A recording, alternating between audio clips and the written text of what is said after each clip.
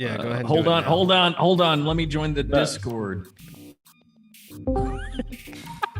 Should have already been there, son.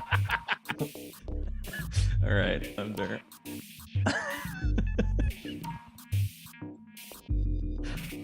Oh shit! Did we start? Oh shit! Did we start yet? Oh fuck.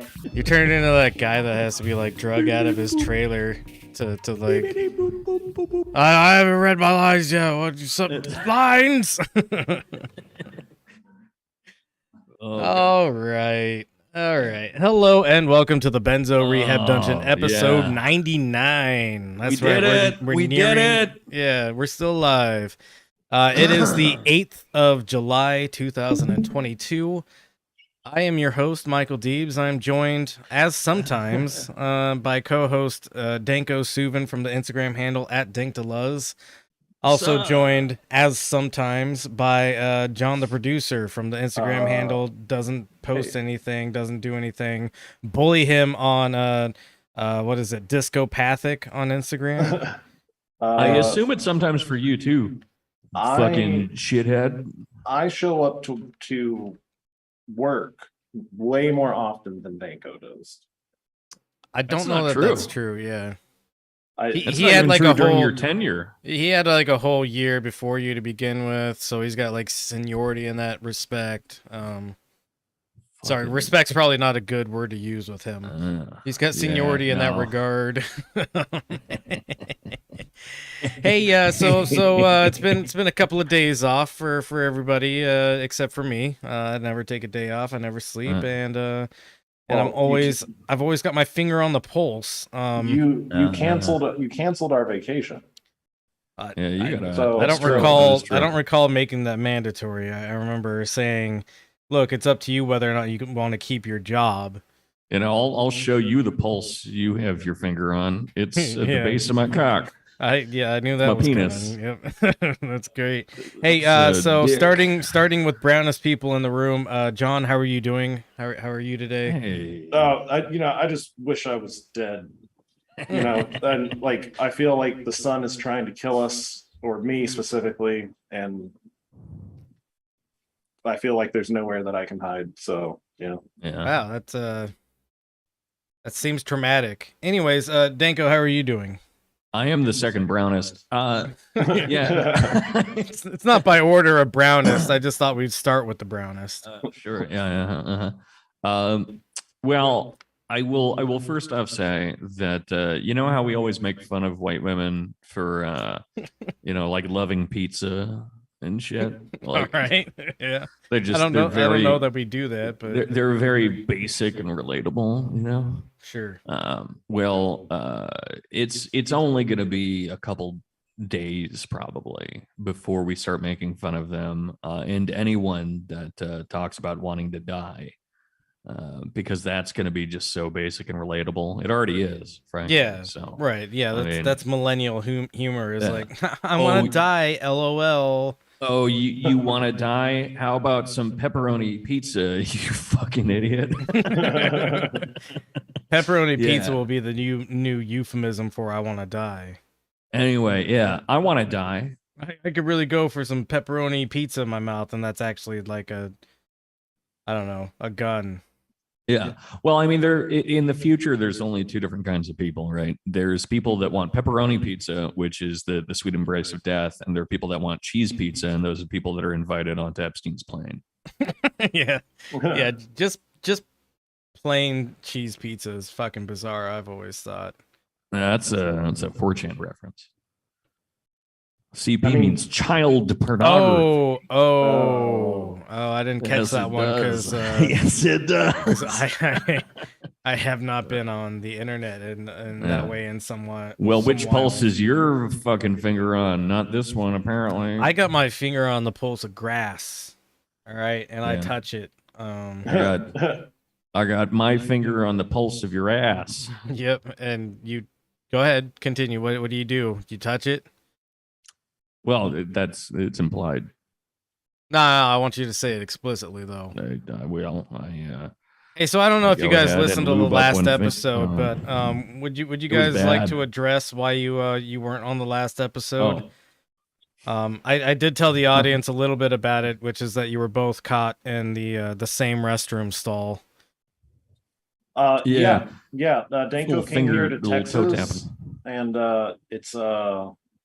it's probably illegal here in Texas, so that's probably why they put us in jail with 10 more men, which just made it better. But you know, Hey, I appreciate that positive mental attitude you have there. Yeah, for real. yeah. It's very good. Anyways, welcome back, gentlemen. Hey, you didn't ask me, you piece of shit. I did ask You you. didn't- I asked you how you were. Yeah. Oh, you mean? yeah. Oh, yeah. Would you like to Jesus comment on why you and Jesus John were both in the same stall? Yeah. Yeah. Well, I'd like to And- give a shout out to Field Trip, which is a beautiful noise music venue and talk salon and distro that opened in Northern Carolina, or North Carolina, as they say. North Uh, Carolina. North Carolina. And sorry, I that got King racist and I, in so King many and the Eye, directions. Yeah. the King and I on my brain. Anyway, I went down there for a week and checked it out, and it's very cool. So if you live around there, check it out. It's like the only thing like it in the area.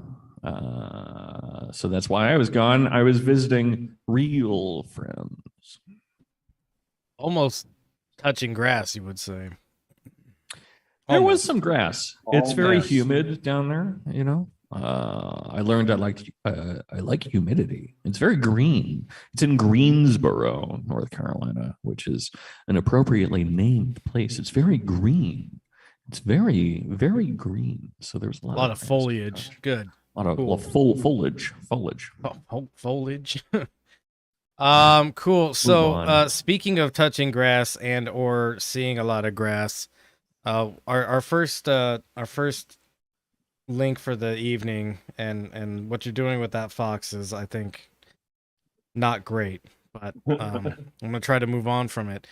So Jordan Peterson, we talked about it briefly on the last episode. Not we as in the people on this particular episode, because two of you weren't here. But this podcast rather talked about it on the last episode.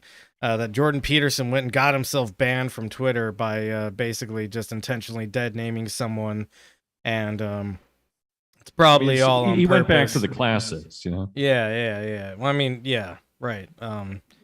He started his career off doing like public access, like men need to shape up sort of stuff while wearing a fucking fedora and a pinstripe suit. Really blew up when he decided to like strongly oppose a bill that basically just respected the rights of trans people. Middle C16. Yeah, C16, which did absolutely nothing he claimed it did, but he's adamant in proving that it's gonna send people to prison. That's what you think. Yeah, That's what I mean, you think half of Canada, which equates to about 4.5 people, are all in prison now for Right. calling people the wrong them. The closest anyone's gotten to like actually being sent to prison over this is there was a legal dispute between a father and I believe a daughter who had transitioned into being a daughter, and the father during this legal dispute, during court proceedings, kept intentionally dead naming this person who had changed their name and was identifying as a woman, I believe it was. And the judge was like, dude, you can't just like call her the wrong name. She changed it legally. That's her name now. And like, that's fucked up. And if you keep doing it, you're going to be held in contempt of court. So it was really like he was being held in contempt of court for being a shitty person during legal proceedings, and it had almost basically nothing to do with C16. But Jordan Peterson claims that that's proof that C16 is going to eventually send somebody to jail. Yeah, Contempt and of I court don't- means I can't say the F word. Right. Killed by the Gestapo. The court is holding me in contempt for saying the N word repeatedly while the judge is reading out my sentence. The judge is Asian, by the way. Right, yeah. Which, you know where their allegiances lie. So anyways, Jordan Peterson gets himself banned. I didn't know that this clip existed before we did our last episode, but it was released pretty much right before we did it. So I usually turn everything off before we go on and do some meditation, stuff like that, to bring myself to a center of balance.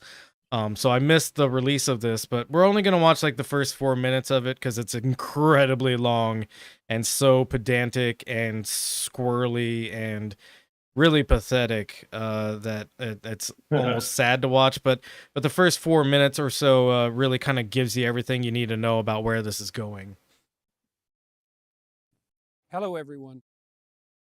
A few days ago, I penned an irritated tweet in response to one of the latest happenings on the increasingly heated culture war front, in response to the decision of an actor named Ellen Elliott Page. I am employing this awkward and impossible naming style because it is now apparently mandatory, and am probably doing it wrong nonetheless, as you're doing it wrong is the whole point of what has been made mandatory. But also, I'm trying to make a point. I've essentially been banned from Twitter as a consequence.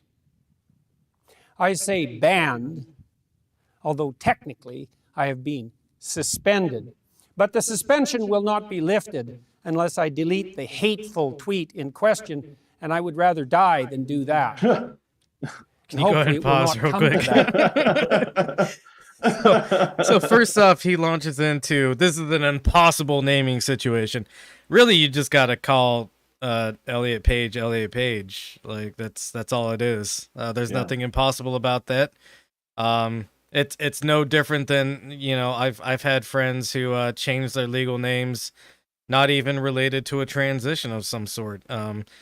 I know people who use their middle names instead of their first names. There is no impossible naming situation here. This person just decided that they would rather go by a certain name rather than another name, and a different set of pronouns than the pronouns that they were assigned at birth. To call it impossible is, I mean, Jordan Peterson is a person who upholds the traditional status of marriage, right? So if you were to continually call someone, a woman who was married and took her husband's last name, the wrong last name over and over again, they would get upset at you for that, and Jordan Peterson would understand why.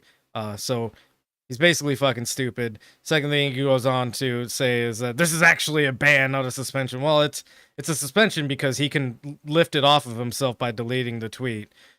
He'll read the tweet in a few moments, but it is just a suspension. It's not a ban or anything like that. And it does appear that he may have deleted that tweet because he's able to have his profile viewed on Twitter again. But we'll get into that in a moment. The tweet, if I remember just off the top of my head, is Ellen Page's lack of mommy milkers makes me feel very sad because I miss when tomboys could be tomboys and still give me my mommy milk. Something like that, yeah.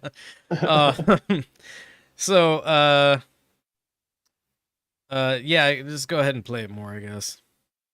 Gross. Although who the hell knows in these increasingly strange days. What was it that I said that caused such a fuss? And that fuss is just beginning. And even more importantly and complexly, what exactly was it that I said that resulted in the ban? Here's the tweet in question. Remember when pride was a sin? And Ellen Page just had her breasts removed by a criminal physician. And then a link to a story that detailed out the happenings. The response from Twitter, quote, violating our rules against hateful conduct. You may not promote violence against, threaten, or harass other people on the basis of race, ethnicity, national origin, sexual orientation, gender, gender identity, religious affiliation, age, disability, or serious disease. By clicking delete, you acknowledge that your tweet violated the Twitter rules. Delete. If you think we've made a mistake, submit an appeal to us. Please note that should you do so, your account will remain locked while we review your appeal. Let's take this apart. First, it is clearly the case that I did not promote violence against or threaten anyone with my missive. So that leaves the arguably lesser sin of harass. Go ahead and pause right Let's there. assume, since I So he rightfully sifts through this, right, and determines, okay, I didn't promote violence, I didn't promote hatred necessarily or any of these things. So that leaves harassment. Yeah, you nailed it. It's against the rules still. So it's part of the rules that were cited and what you did, and it's against the rules of the platform that you're on. So what is the problem here? Why do you need this explained to you? Are you like that fucking brain broken on benzos that you can't like put this together and go, okay, they gave me like a whole section of rules. I've determined which one of these rules it must have been that I broke.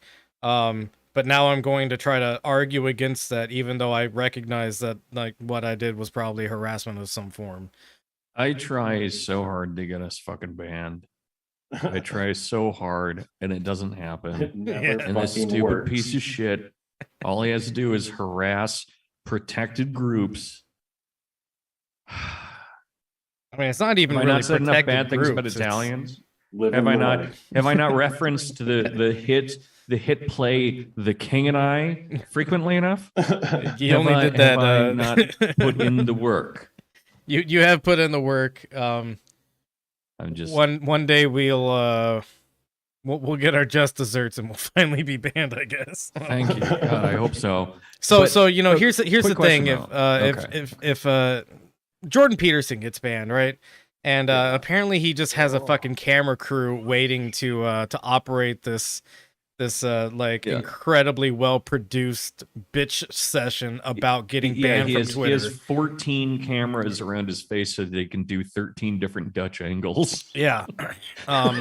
Robert Kelly asks in the chat, why does the camera keep angling away from his face? Who is he talking to?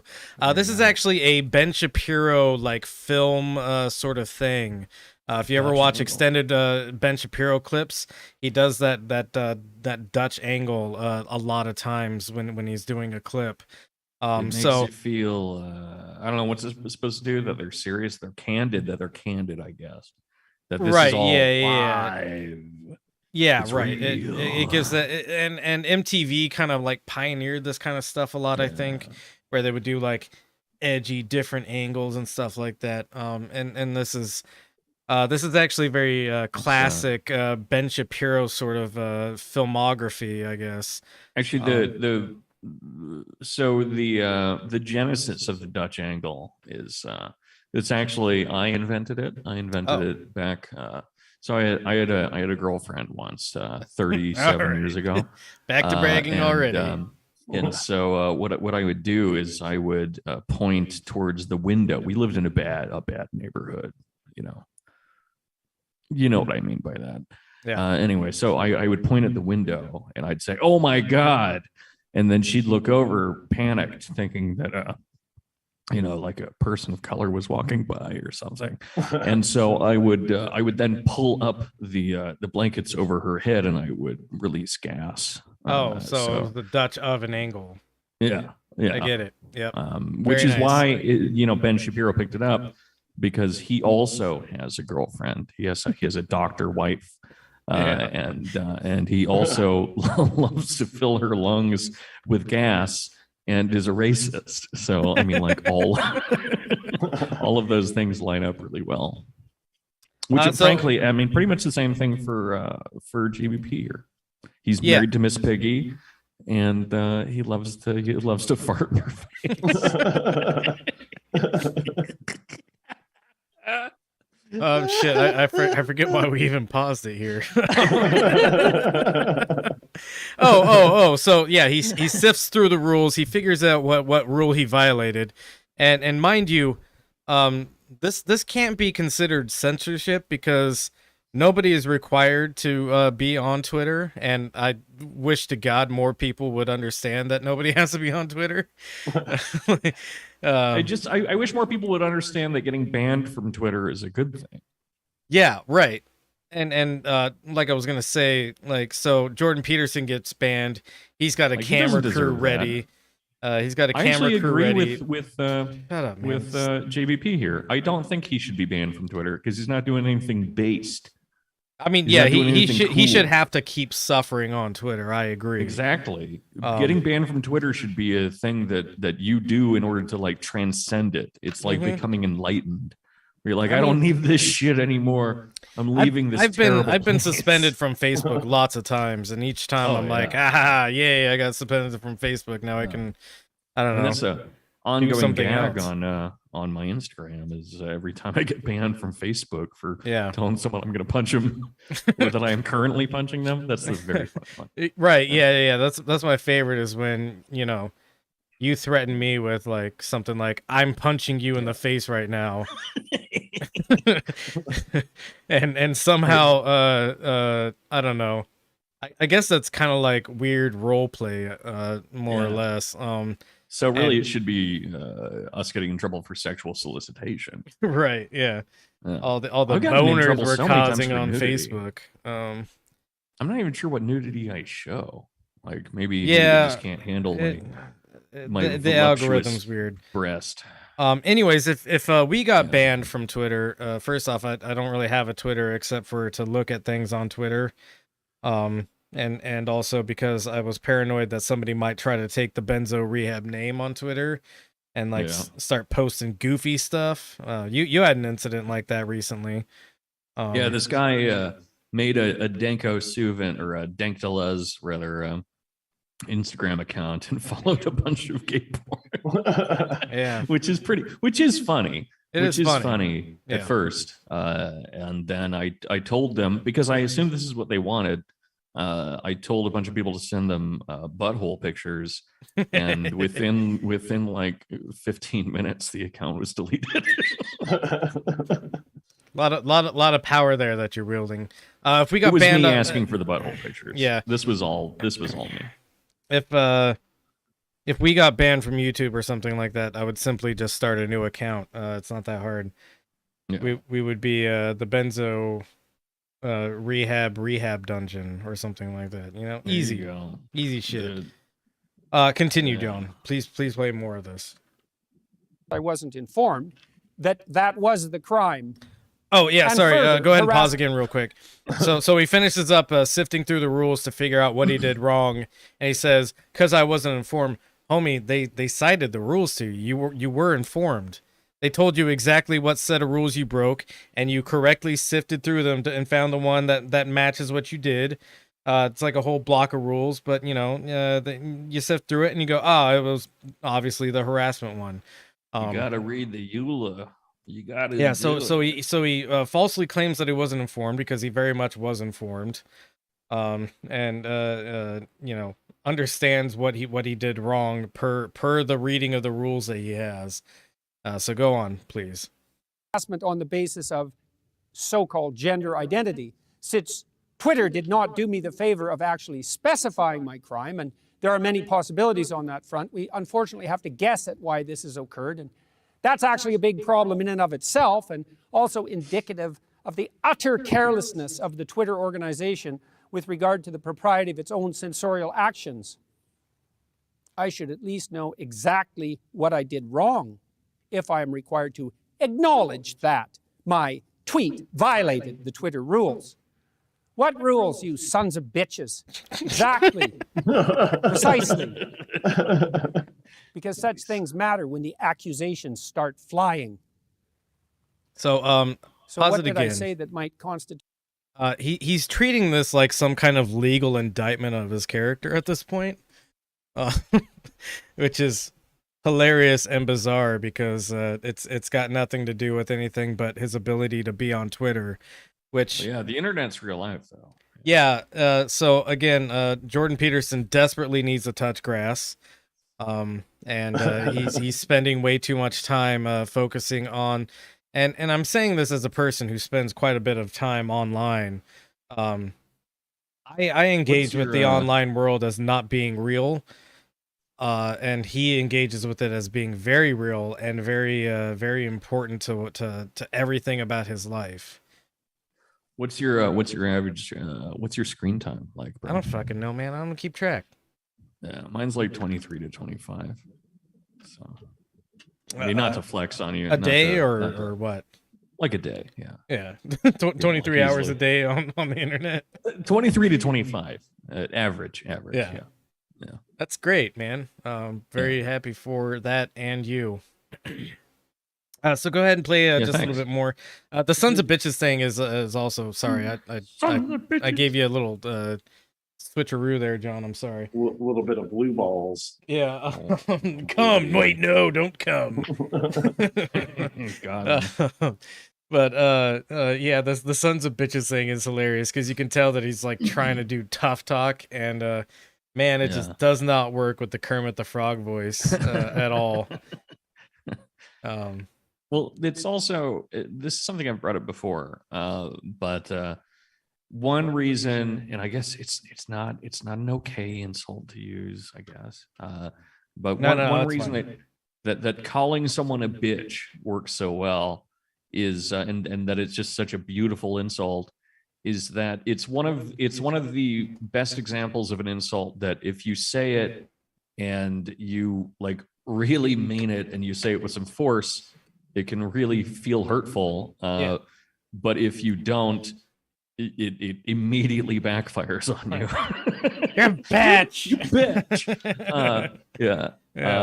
But if you have Kermit voice, that's every insult. Well, and this kind of goes back to like deeper issues with Jordan Peterson and everything he believes and professes, where he has this very like old school mentality about like what manhood is, and encompasses absolutely none of it, right? Like he is the worst example of a traditional man that he believes should exist in the world.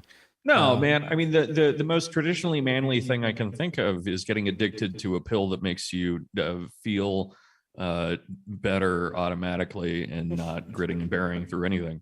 Yeah, and also needing to take a nap to get over it. Also being incapable of drinking cider. No man has ever drank cider and been able to sleep a month after. Having performative alcoholism for like a year in college and then giving up drinking completely. Yeah. Very manly guy. All right, John. What we mean to say is that if you're a real man, you have to be an alcoholic until you die. And if you have any feelings, you can't admit to it until you kill yourself with said alcohol. And if you guys don't like it, if you guys disagree, you're a bitch. You sons of bitches. You sons of bitches. You read the EULA when you become a man. Obviously, we're not actually endorsing any of this. Okay. We're just saying that this is what Jordan Peterson believes. This is all these parody. things about manliness. Everything I say is parroting. Yeah. It's a good deflection mechanism. I'm a comedian. Go ahead and play just a little bit more, John. Harassment. Well, many things, hypothetically. Let's begin with, remember when pride was a sin? Although that is merely a factual statement, because under the old rules applicable even a decade ago, pride was a sin and had been recognized as perhaps the cardinal sin for thousands of years previously. It still might be regarded as unacceptable to the woke authoritarian moralists who now insist, for example, that we celebrate. Did he just go on about sin and then go on about moralist? Yeah. Yeah. Isn't it great? Yeah. Let's see who will cancel who. Yeah, we're not going to make it to the who will cancel who part, but he does eventually say that. He says it, I think, right after this, doesn't he? Oh, maybe.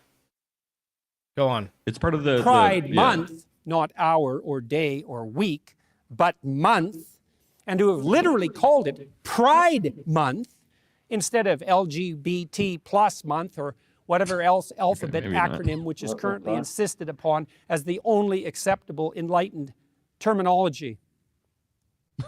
I don't regard pride. So people have to name their month, their celebratory months the way he wants them to. Yeah. Yeah, because he believes pride is a sin. Despite the fact that he, a not prideful man at all, is hosting a camera crew to deliver a bitch session about being banned from Twitter. Grow up, John. That's just how it works. All right. So yeah.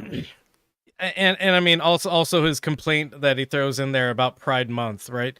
Not Pride Hour, not Pride Day, not Pride Week. Yeah, man, it's a whole month. Who cares? Oh, And you don't have to recognize it. get their own channel, but I. Yeah. So that's Very enough of that cool. video. We Very got to cool. move on, and we got to move on to, unfortunately, Dave Rubin. Oh, We're not gonna hell play yeah. this. We're not gonna play this video. The video doesn't matter. It's Dave Rubin being a prick. I assume what's happening in the Dave Rubin thing is that he's saying very cool things about pride. Yeah, basically.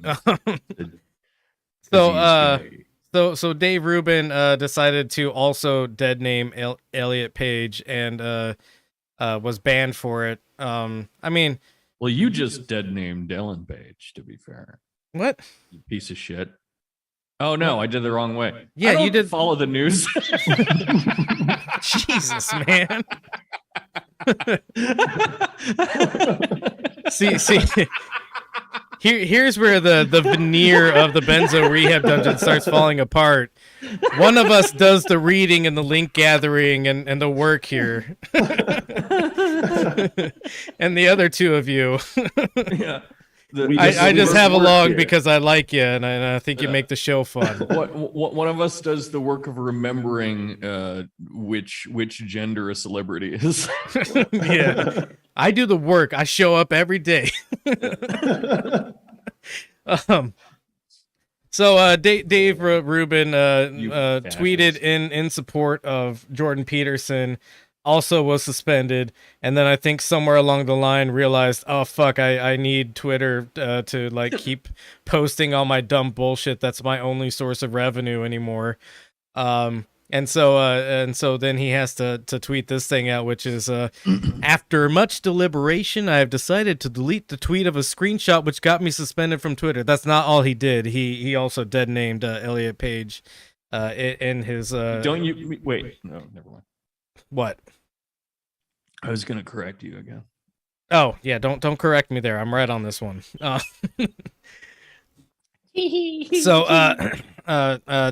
delete the tweet of a screenshot which got me suspended from Twitter. Elliot Page is a great man who must never be questioned. As for Ellen Page, well, she was less great. Go ahead and scroll down just a little bit. There's a follow-up tweet to this from Dave. For the record, I strongly considered not coming back, and perhaps that is the right move. They will slowly purge anyone who tells the truth. That much is clear. But for now, I chose to stay and fight on their territory while we build better products on @OnLocals and @Rumble Video. Those are both conservative social media platforms that have gone nowhere because nobody's interested in them. Wow, So they pick such bad names. So can we get our fans to start a petition to change the Twitter rules to ban you for being like a flip-floppy, like whingy little bitch? I mean, seems that would be nice. Yeah. But I don't think we have that following to make it happen in the first place. And I don't know, man. I don't care about Twitter that much. I think it's funny. So go ahead and go to the next link, which is Breitbart, a news source that we frequently platform on this broadcast. As we should. You know, they're the voice of a generation of octogenarians.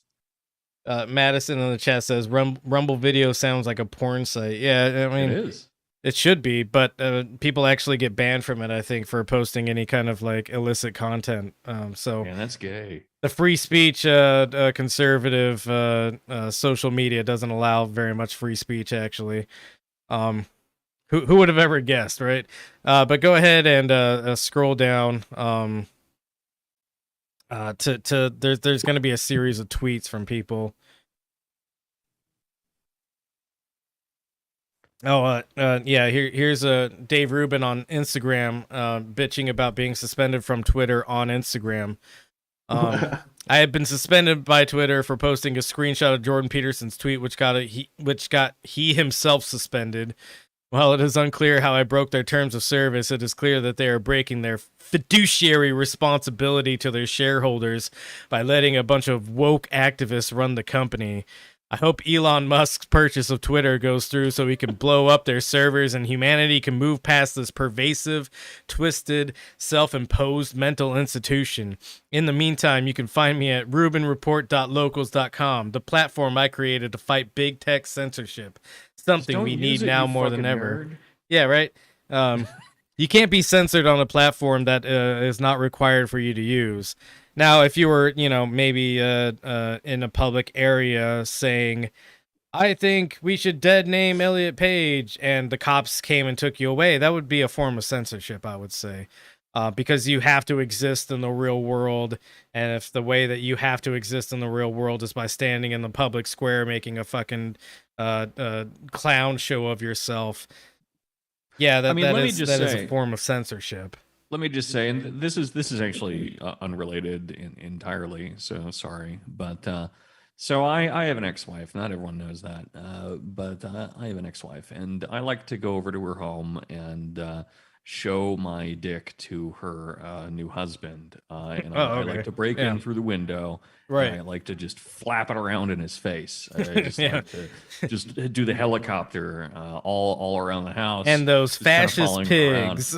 Yeah, and they censored me. They banned me from the house. Right. And I'm just going to say that if the cops were protecting democracy and freedom, I could helicopter my cock in front of anyone's face in any place. Just saying. Go ahead and scroll down a little bit more. You get a bunch of the so that Dan Crenshaw, who is a person in charge of real politics in America. I'm sorry. This is so funny that you bring him up, because he's actually my ex-wife's husband, and how he lost that eye? Small world, I guess. yeah. It was penis. Yeah. He lost his eye. Dan Crenshaw, who again is a person who was actually elected in Texas to be a part of Congress, decides to get involved with this, saying at Rubin Report was suspended on Twitter for defending Jordan B. Peterson right to free speech. Blatant cherry picking considering the cesspool of commentary I see on Twitter every day. I am defending the free speech of both Dave Rubin and Jordan Peterson. Gonna ban me now, or gonna ban me too now. So everybody took this like little shit fit to also be their chance to make a moral stand against this. Keep going down. There's more of these. But I think Crenshaw's probably the funniest one. Maybe we should listen to them. Maybe they're right. There's so many of them. So Jordan Peterson says he would rather die than delete the tweet, even though it does look like he deleted the tweet. You can take my life, but you'll never take my tweets. Yeah, right. Very cool. That's very cool. Tim Pool, holy shit, at Rubin Report was suspended for posting about Jordan P. Peterson getting suspended.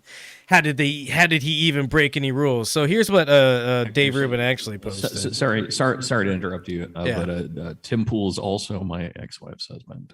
Okay, yeah, and that's why he wears a beanie, because you left a hole in his head. Yeah.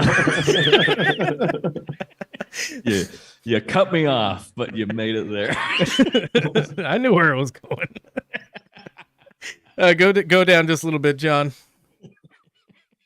No. To Dave Rubin's.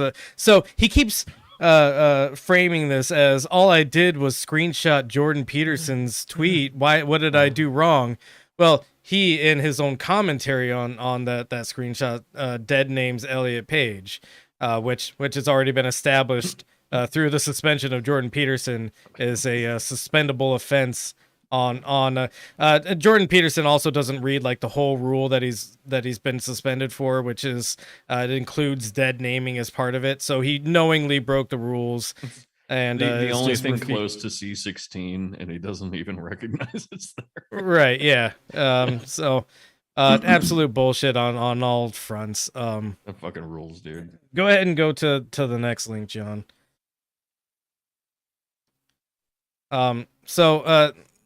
Strangely enough, this decision to take this huge moral stand on this issue turn getting a Twitter suspension into some kind of infringement on his free speech, which it isn't, because Twitter is a private company and private companies can do whatever they want on their platform.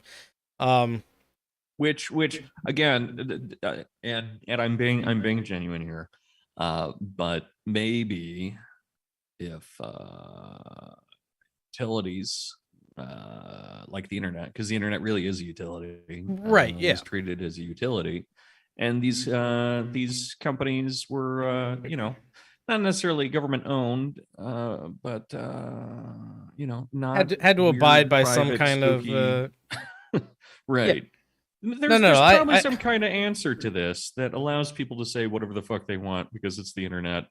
But also, I don't know. You guys know where I'm going with this. Yeah. So I agree with that. To work today drunk. Good on you, bud. Work is the podcast. Don't cancel. Yeah. So I agree with you that maybe it would be a good idea to deprivatize some of these platforms if they're so intrinsic to free speech. However,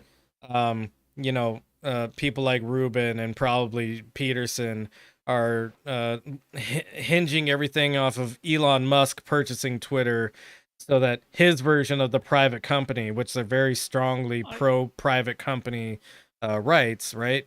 Which means that this private company can do whatever they want on their platform. It's just that right now that they feel that way. Like, well, they feel that way about private entities in general, but it's just because this mutes them on their platform. No, but not even the Elon thing. Like, I think that they'll pretend to want that or believe that that's going to happen, but I don't think even they believed that the Twitter deal was going to go through. Like, they're just I think that they're just, oh my God, Twitter's so gay. What about our cool guy that could be our dad? And totally will sure. Be one yeah, day. I mean, wink, cough, cough. I think it's genuine to a degree that they think like Elon Musk will buy it, and we'll talk more about that at the end of the show. But I do think there is some kind of genuine like Elon Musk is gonna buy it, and because Rubin and Peterson, I think, do believe in a lot of what they're saying a lot of times, and I would caveat that with I don't think Peterson knows what he's saying half the time anymore because his brain truly is like fucking broken. And Rubin is so dumb that Rubin is telling a lie by the time that it gets out of his mouth, he believes it. Right, and then you've got like the army of Elon Musk simps who like buy into it completely. So I think there is like an idea there that Elon Musk is going to buy Twitter, and through him purchasing Twitter, it's going to be run the way that they want, which is not pro free speech. It's pro their free speech and pro like limiting others' free speech.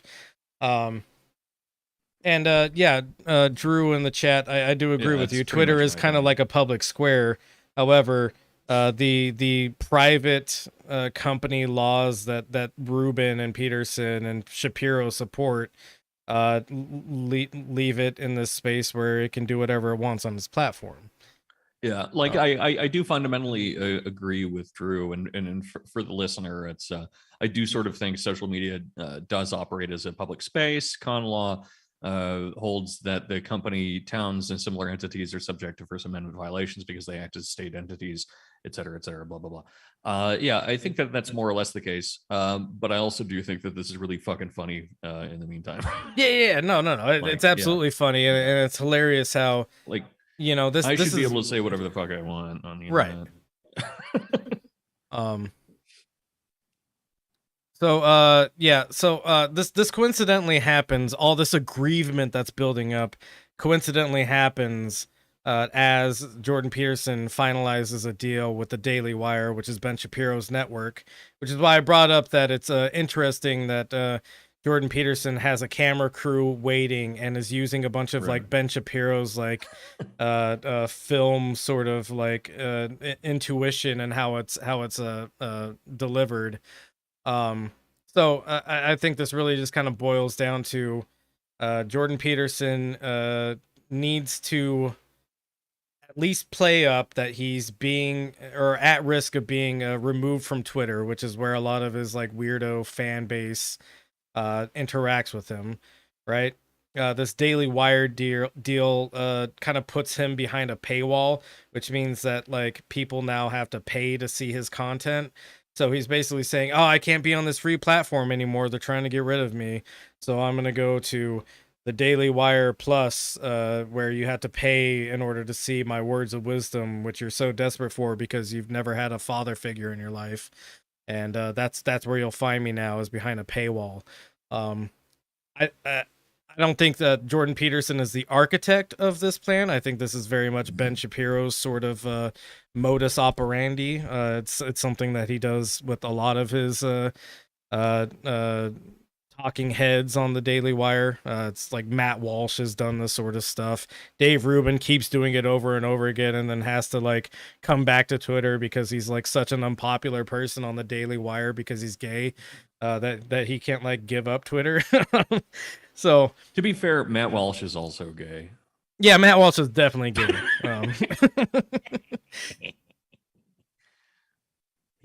That would make him angry. Yeah. So go ahead and go to the next link, which is another tweet. I think I can't remember what this one's about though. Oh yeah. So this is a more recent statement by Jordan Peterson, which hopefully we can play without pausing. It's pretty short. But John, if you could please play it. Oh, let me zoom out so I can see the whole thing. Oh. Yeah, what the fuck are you doing, Grandpa? Fucking full screen. Hello, everyone. I don't know exactly how to have sex since I wasn't informed, and I'm probably doing it wrong. No doubt, I owe some apologies for that, and I'm trying to learn. I don't have sex with girls. I would rather die than do that. I might also just be gay, although who the hell knows in these increasingly strange days. First, breasts. And second, come. That doesn't exist, by the way. It's a serious disease. Delete. Hello, everyone. All right. So I don't know exactly. That you're just replaying it now. That's obviously a little bit of editing trickery. What? Yeah. Sorry to break that to everybody. Oh my god. But it's hilarious and it made me laugh, especially the part where he just keeps on saying breast, and come over and over again. I mean, that's just hanging out with me. Yeah. That's exactly what it sounds like. That's why we're friends. I'm not even kidding. All the laughs. All the laughs. Go ahead and go to the next link, which is just a fun little thing that I wanted to throw in about why Biden still sucks. Is it because he's the president of the United States? It is because he's the president, and also like doing like increasingly disingenuous things with Iran. So this headline reads: Biden administration. Go ahead. What? I'm sorry. It's just let me just remind you why this guy that's been choking me for 4 years is still a piece of shit. Well, it's only been 2 year. Yeah, well, who fucking cares? Yeah. Time dilation, right? Biden administration announces new sanctions targeting illicit Iranian oil network. Hell yeah. Would anybody like to take a guess as to why the Iranian oil network is illicit? Is it because it's Iranian? Yeah, it's because America said that that's bad. That's really all it is. That's the only precedent that we have for this being an illicit oil network. You would think that the people who believe in the free market would be like, well, Iran has a right to sell oil. It's national product. And being as such, we're all capitalists here. We're all good capitalists. We should be able to sell whatever goods our nation produces, right? No. They don't believe in that at all. They're basically saying anybody who buys oil from Iran is now a bad person because you shouldn't do business with Iran. The reason being because they're I'm talking to my ex. yeah, essentially kind of that. So there was the JCPOA, which Trump backed out of, which was the more colloquially known as the Iranian nuclear deal, right? So this was like a nuclear deal that Iran and like one of the actual few good things that Obama did during his presidency was make this deal happen, which kind of normalized relationships with Iran and also said like, hey, yeah, you can do like nuclear power stuff, but you can't do nukey stuff. And we're gonna have people around that like verify that what you're doing is just energy related and not like leveling a city related sort of stuff. Trump backed out of that deal, and because Biden is a shit lib, he refuses to acknowledge that an American president backed out of this deal, and now the terms are kind of like up in the air as to like who's really got the ball in their court, right? One of the things that Iran has requested of the Biden administration, if they would like to resume this deal, is that they take the Iranian National Army off of the terrorist watch list, which doesn't seem like too big of an ask to like, hey, maybe don't call our national army a bunch of terrorists, and then we'll talk about like whether or not we can work out this energy deal. The Biden administration has refused to do that. They want to keep it on the terrorist watch list, and then also have this deal which restricts what Iran can do with its nuclear capabilities. So go ahead and scroll down. There's now a whole list of countries that are on America's shit list because they bought Iran's cheap oil. You're scrolling down too far. You got to read like some of the article, man. Oh, I thought we were looking for a list. Well, I mean, the list could be anywhere, you know. It's all listicles now. So the Biden administration is putting sanctions on 15 individuals and entities who have been involved in illicit sales and shipments of millions of dollars worth of Iranian oil, Secretary of State Antony Blinken announced on Wednesday. Could you actually scroll up to that picture of Antony Blinken real quick? Can someone describe the color of his eyes to me? Black. Just black, right? He doesn't have like brown or like dark brown eyes. It's just black pits in the center of those whites. I mean, that's pretty normal for people of his gender and nationality. It's gender being lizard and nationality being outer space. Yeah, that's what All right, go back down to the body of the article again. Sorry, John. So the newest sanctions come as the latest efforts to revive the Iran nuclear deal failed just last week. Of course, CNN isn't going to report as to why these negotiations failed. It's just like, why is Iran being so silly about this? Like, just accept that we're going to call your national army terrorists, and then you have to do everything we say. Obviously, that's not a good negotiating tactic. So the United States is designating 15 individuals and entities that engaged in the illicit sales and shipment of Iranian petroleum products, and petrochemical products. These entities located in Iran, Vietnam. I mean, first off, people in Iran bought Iranian petroleum, and now they're on the government shit list. Like, that's pretty fucked up. where the fuck else is an Iranian company supposed to get their oil from? No. You got to ship it in from the UAE, bro. Oh, actually, the UAE's on the shit list. You got to ship it in from the Saudis, bro. Vietnam, Singapore, the UAE, and Hong Kong have supported Iranian energy trade, generating millions of dollars worth of illicit revenue. Blinken said in a statement. Again, it's illicit because America said so. People will be maybe surprised to know or learn that America doesn't set the legal precedent for the entire world. I mean, it kind of does sometimes, but that's only by force and threat. It's not actually. One might say that's how all law is formed. That is actually how all laws work. I've been actually getting in a lot of arguments on this with people about how entities that can only sustain themselves or justify themselves by having a monopoly of violence probably shouldn't be trusted. But different topic for a different time.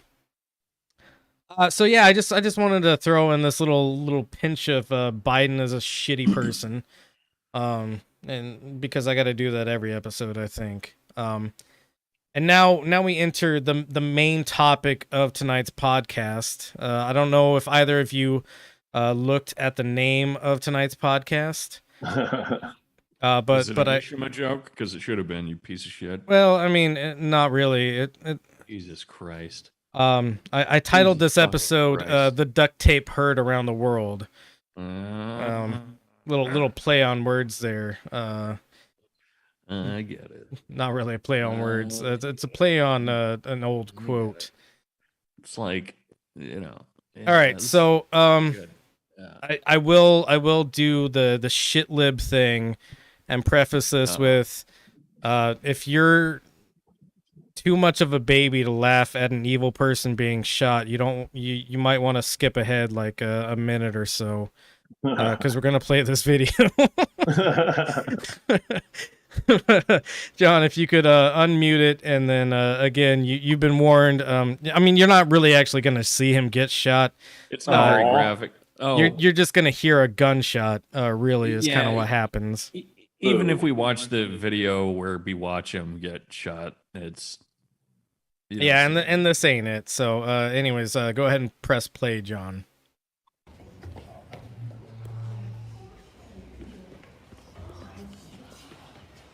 Was somebody just grabbing somebody's ass? No. You gotta refresh this or something because it moved on to a different video. I think. Oh, piece of shit. Yeah. I wasn't gonna call you that, but since you did. Yeah, no. I was gonna say this is the worst video I've seen of this shit. No. This video should be the correct one. Whatever, man. Don't make fun of my stutter. I've had this since I was an early lawmaker. From Delaware. Delaware, that's right. I said Vermont. I meant Delaware. Yeah, I always get Bernie and Biden mixed up. They're easy to confuse. All right, so now we're gonna play the clip, and viewer discretion is advised. Oh well, we already saw that. Don't off of smoke. So yeah. Was it a musket? Yeah, pretty much. Yeah. So that's it, and then there's two gunshots, and then kind of just like puff goes past. down. So John, very keen eye. Go ahead and scroll down a little bit. You're gonna see what looks like maybe a cyberpunk musket. That's what this fucking guy used to kill the former prime minister of a country. So I wonder if Shinzo Abe's ghost feels like an effeminate idiot for being killed by a toy. No, that's not a toy at all, man. No, that's a based freedom fighter's weapon. hey. So actually, he was planning on using a more traditional rifle. I was reading about this. He was planning on using a more traditional rifle, something with a scope with some range and stuff. And he was going to do it from a nearby hotel. But the problem is because it was Shinzo Abe, he wasn't able to do it from a far distance because there was no window guidance. That's an economics joke, and I can Yeah, explain it later. that's- yeah, we'll probably have to wait until later before that gets explained. Shut up. So that's the weapon he used in this attack, which is amazing to look at. He appears to have batteries wired up to some kind of like ignition source that's setting off. You saw those plumes of smoke when he fired. People are speculating that he probably had homemade black powder. Basically, literally like a double-barreled musket that he shot at Shinzo Abe. And we'll explain why we're laughing about this later because he's a terrible piece of shit. But if you're confused right now, but go ahead and scroll down a little bit more because the police like raided this guy's apartment. That's the unarmed security detail tackling him, by the way. Yeah, if I anyone, love how he's like, I'm done. You know, he's like, Yeah, he's like, no, I only had the 2 shots, bro. Why are you mad? if anyone wants to watch the actual video of him getting shot, it's not very graphic or anything. Frankly, it looks yeah, you don't see anything. But it's a great video to watch because it shows how like flimsy and frankly non-existent his whole security detail was. Yeah. Like there are like 3 people standing behind him, sort of, kind of, and then this kid like walks up within 10 meters of him and just fucking blasts. Holding what is very obviously like a cyberpunk musket. Yeah. It's either that or like an improvised bomb. Like, yeah. I mean, like, what's he holding? That's it in no way wires looks and like tape. something friendly to a crowd at the very least. But so go ahead and scroll down a little bit more because the police raided his apartment. And a little bit further. Yeah, look at that fucking thing. Oh wow. Yeah, no. Yeah. I wish he had used that. That is the Yeah, best exactly. fucking gun I've ever seen in my life. I resent this man, not because he took someone's life, but because he didn't do it with this. No, I completely agree. Because he had to have known, like, this is the last thing I do as a free person, right?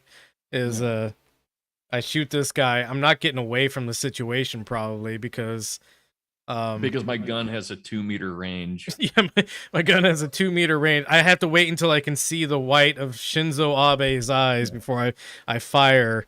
And then you know, if I have a bayonet, I fix that and charge. Yeah, he had to have known that he wasn't going to get away from the circumstance, and he chose the double-barreled musket instead of this fucking thing. That's nine shots he could have gotten off. He probably left it there because it's you know, there's like a grower versus shower situation going on here. Yeah, You know, it's like, it's this one that looks dope, traditional that traditional Japanese like humility, you know. But yeah, so I haven't really read up on the gentleman who shot Shinzo Abe is called Tetsuya Yamagami. I haven't read up on his motives. I suspect that he's actually probably a shitty, weird fascist himself who was I mean, that just tends to disappointed that happen in Shinzo weird- Abe wasn't enough of a fascist. Hell yeah.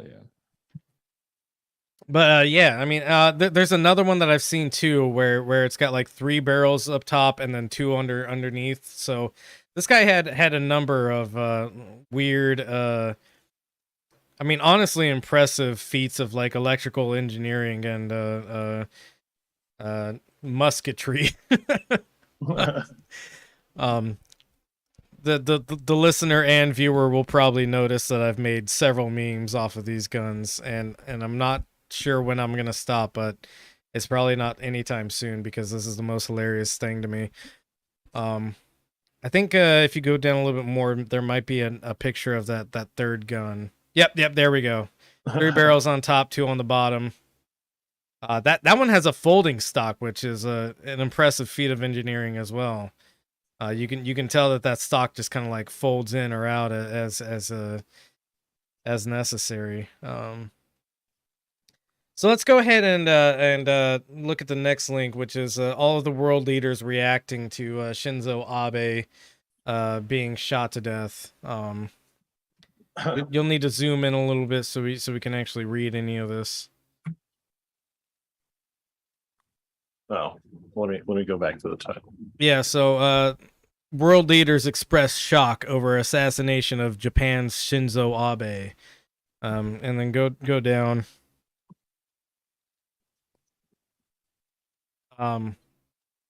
So Japanese Prime Minister. So Shinzo Abe was the former Prime Minister. This is the current Prime Minister, who was also part of the same right-wing party that Shinzo Abe was part of.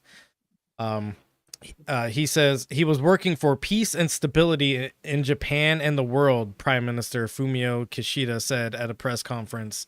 He was a dear friend who loved this country. To lose such a figure in this manner is absolutely devastating. Biden says, I am stunned, outraged, and deeply saddened by the news that my friend Abe Shinzo, which, come on, man, you got like one job, which is to remember the names of like foreign leaders, and it's Shinzo Abe. That's how it works in like Japanese naming convention. But he goes, no, we had to do the Christian first name, last names, or like birth name, family name sort of stuff, right? So Abe Shinzo, former Prime Minister of Japan, was shot and killed while campaigning, Biden said in a statement. This is a tragedy for Japan and all who knew him, he added. He was a champion of the alliance between our nations and the friendship between our people, the longest-serving Japanese prime minister. His vision of a free and open Indo-Pacific will endure. Above all, he cared deeply about the Japanese people and dedicated his life to their service. Even at the moment he was attacked, he was engaged in the work of democracy. Interesting words to choose for this guy. Former President Trump, really? In all caps, bad news for the world, Trump posted on Truth Social. Few people know what a great man and leader Shinzo Abe was, but history will teach them, and be kind, he added. He was a unifier like no other, but above all, he was a man who loved and cherished his magnificent country, Japan. Shinzo Abe will be greatly missed. There will never be another like him. We don't necessarily, well, yeah, maybe it'd be good to look at Obama. So we get like the last three presidents. I am shocked and saddened by the assassination of my friend and longtime partner Shinzo Abe in Japan. Former Prime Minister Abe was devoted to both the country he served and the extraordinary alliance between the United States and Japan, Obama said in a statement.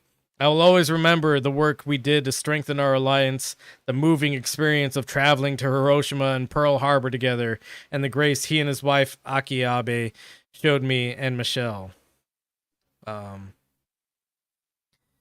Anyways, let's go on to the next link, which is an article from a gentleman named David Frum. No. No. Fuck have you done, John? Article before that. Yep, that one. Oh, okay. I don't know what you did. So go back up to the headline, and this is a very short read, and I think we have to read it. So Shinzo Abe made the world better. The assassinated Japanese leader was the visionary architect of a vital security alliance in the Indo-Pacific region. By David Frum. You're going to, when I read this to you, you're going to think that it's almost a work of satire, but yeah. I promise it's written by David Frum. Yes, it's written by David Frum, and he means this earnestly, despite the fact that you as like a normal, regular person would read this and be like, is he shitting on...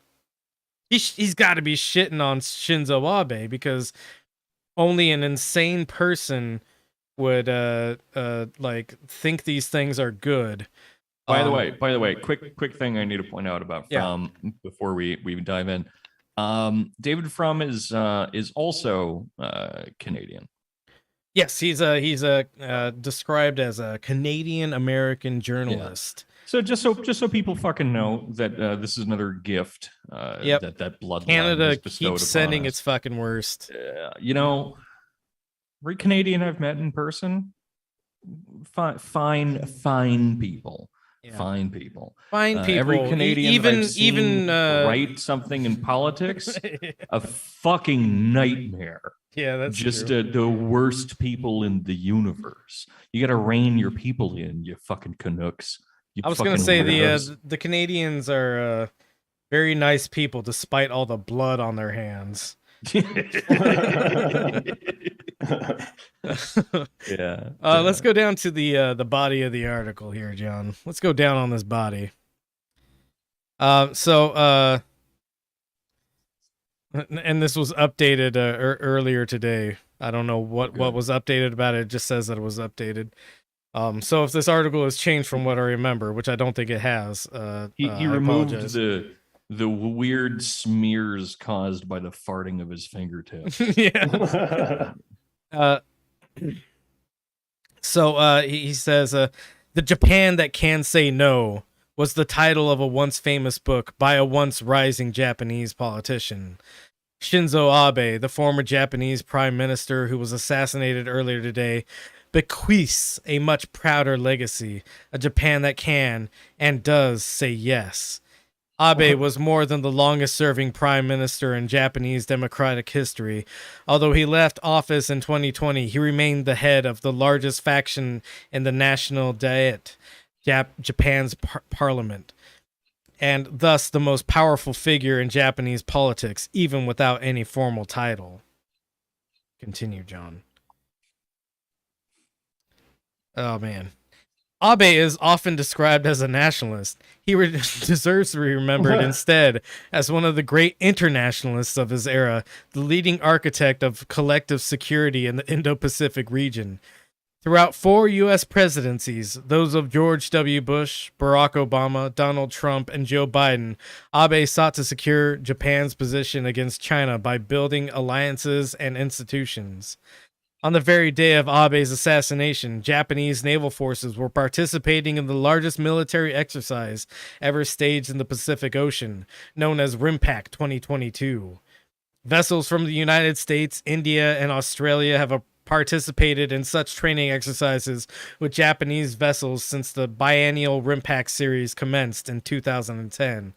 This year, ships from 2 South American nations, long courted by China, Chile, and Ecuador, are also taking part.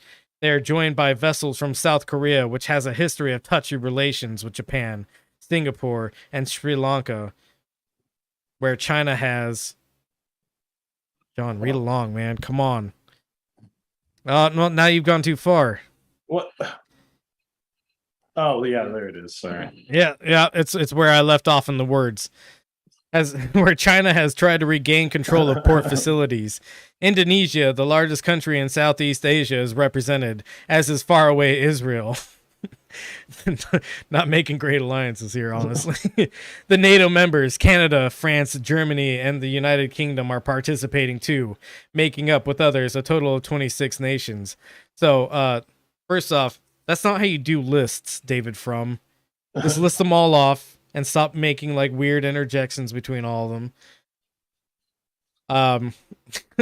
HC in the chat says, "Please, everyone, let's have sex in his name tonight." I failed, but still.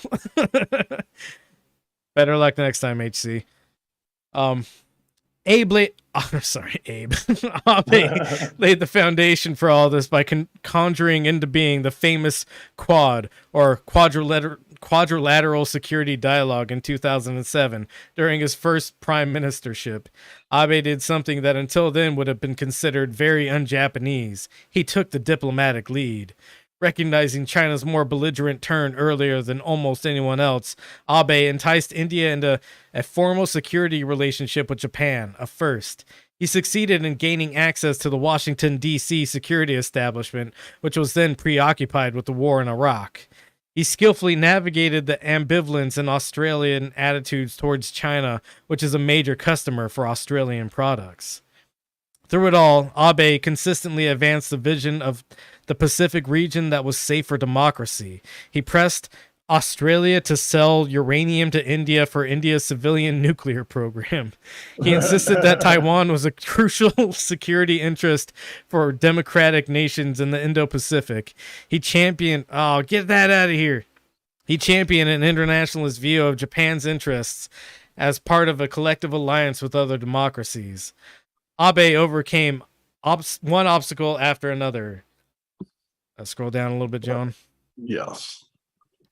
He overcame Japan's predisposition to neutrality, which involved confronting political opponents who turned a need to atone for past Japanese war crimes into arguments against present-day military cooperation with Japan's former victims. We'll talk about that later.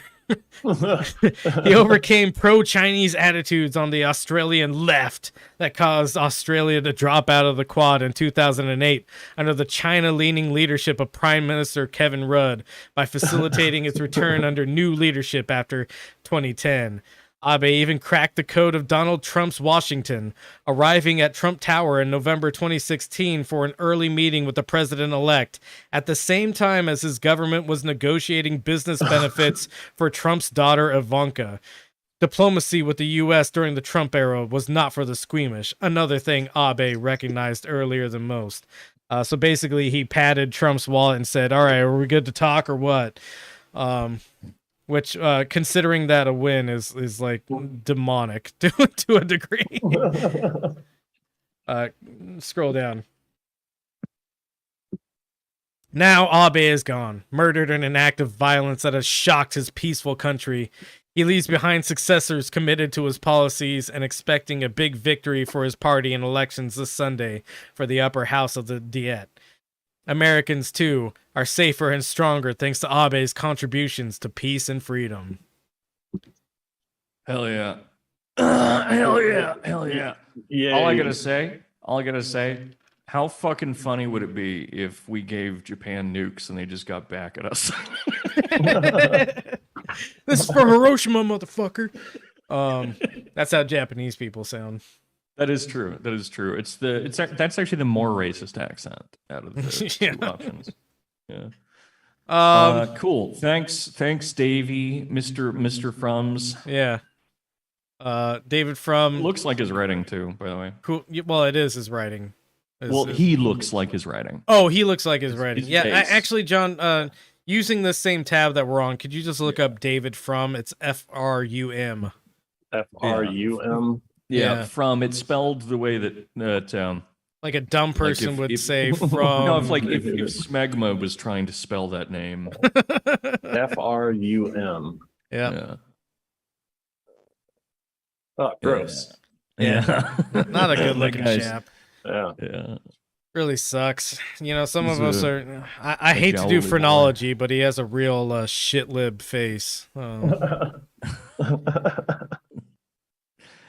Born in Toronto, Canada. Toronto, Canada. Yeah. Go ahead and go to the next link, John. Yay. They got the same jowls, these two boys. Yeah. So we're moving similar, on to you know, Steve from his Bannon own way. now, and people might wonder, why are we talking about Steve Bannon? Isn't he's that guy funny. dead from liver spots? Which I don't know if liver spots are lethal, but they might as well be in his case. HC in the chat says dicks out for Abe. Yeah. Yeah. So Steve Bannon was actually a huge fan of Shinzo Abe, and if you know anything about Steve Bannon, you know that he's My ex-wife's husband. Now, yeah, and just he how he has got all those liver spots because you kept pissing booze into his mouth. Like what did you do there? Like- Explain the liver spots that you gave to Steve Bannon. Those are burns. Oh. From how hot your dick is. I get it. Yeah. Great. They call it Greek fire. Because I'm Greek. You're not. You absolutely are not. So, when Steve Bannon, Donald Trump's former advisor, spoke at the conference of the Japanese Conservative Union, he praised Prime Minister Shinzo Abe, calling him a Trump before Trump. Bannon is not the only Western right-winger to admire Japan. Simone Di Stefano, the leader of Israel's Italy's neo-fascist Casa Pound, Casa Poundies, if you know what I mean, is dreaming of an alliance between Italy, Russia, and Japan. And for Jan Moldenhauer, an ideologue of the xenophobic alternative for Germany, when it comes to immigration, Japan is the alternative. We've got a power play here of Nazis, fascists, and generally bad people, all praising Shinzo Abe, which is weird because we just saw a bunch of like liberals praising Shinzo Abe as being like a peacemaker and like the coolest guy to ever come out of Japan and that sort of stuff. By the way, Shinzo Abe is my ex-wife, and I took him to Casa Pound many times. Oh, I bet, yeah. Casa Pound sounds like I don't know, probably the worst Mexican restaurant you could go to. I just mean like, oh yeah, I'm going to Casa de Pound, and it's like just the worst Mexican food you've ever seen in your life. Well, I mean, to be fair, if you decide to get your Mexican food from, oh man, oh great, I love this new food truck. It's called the Bang Bus.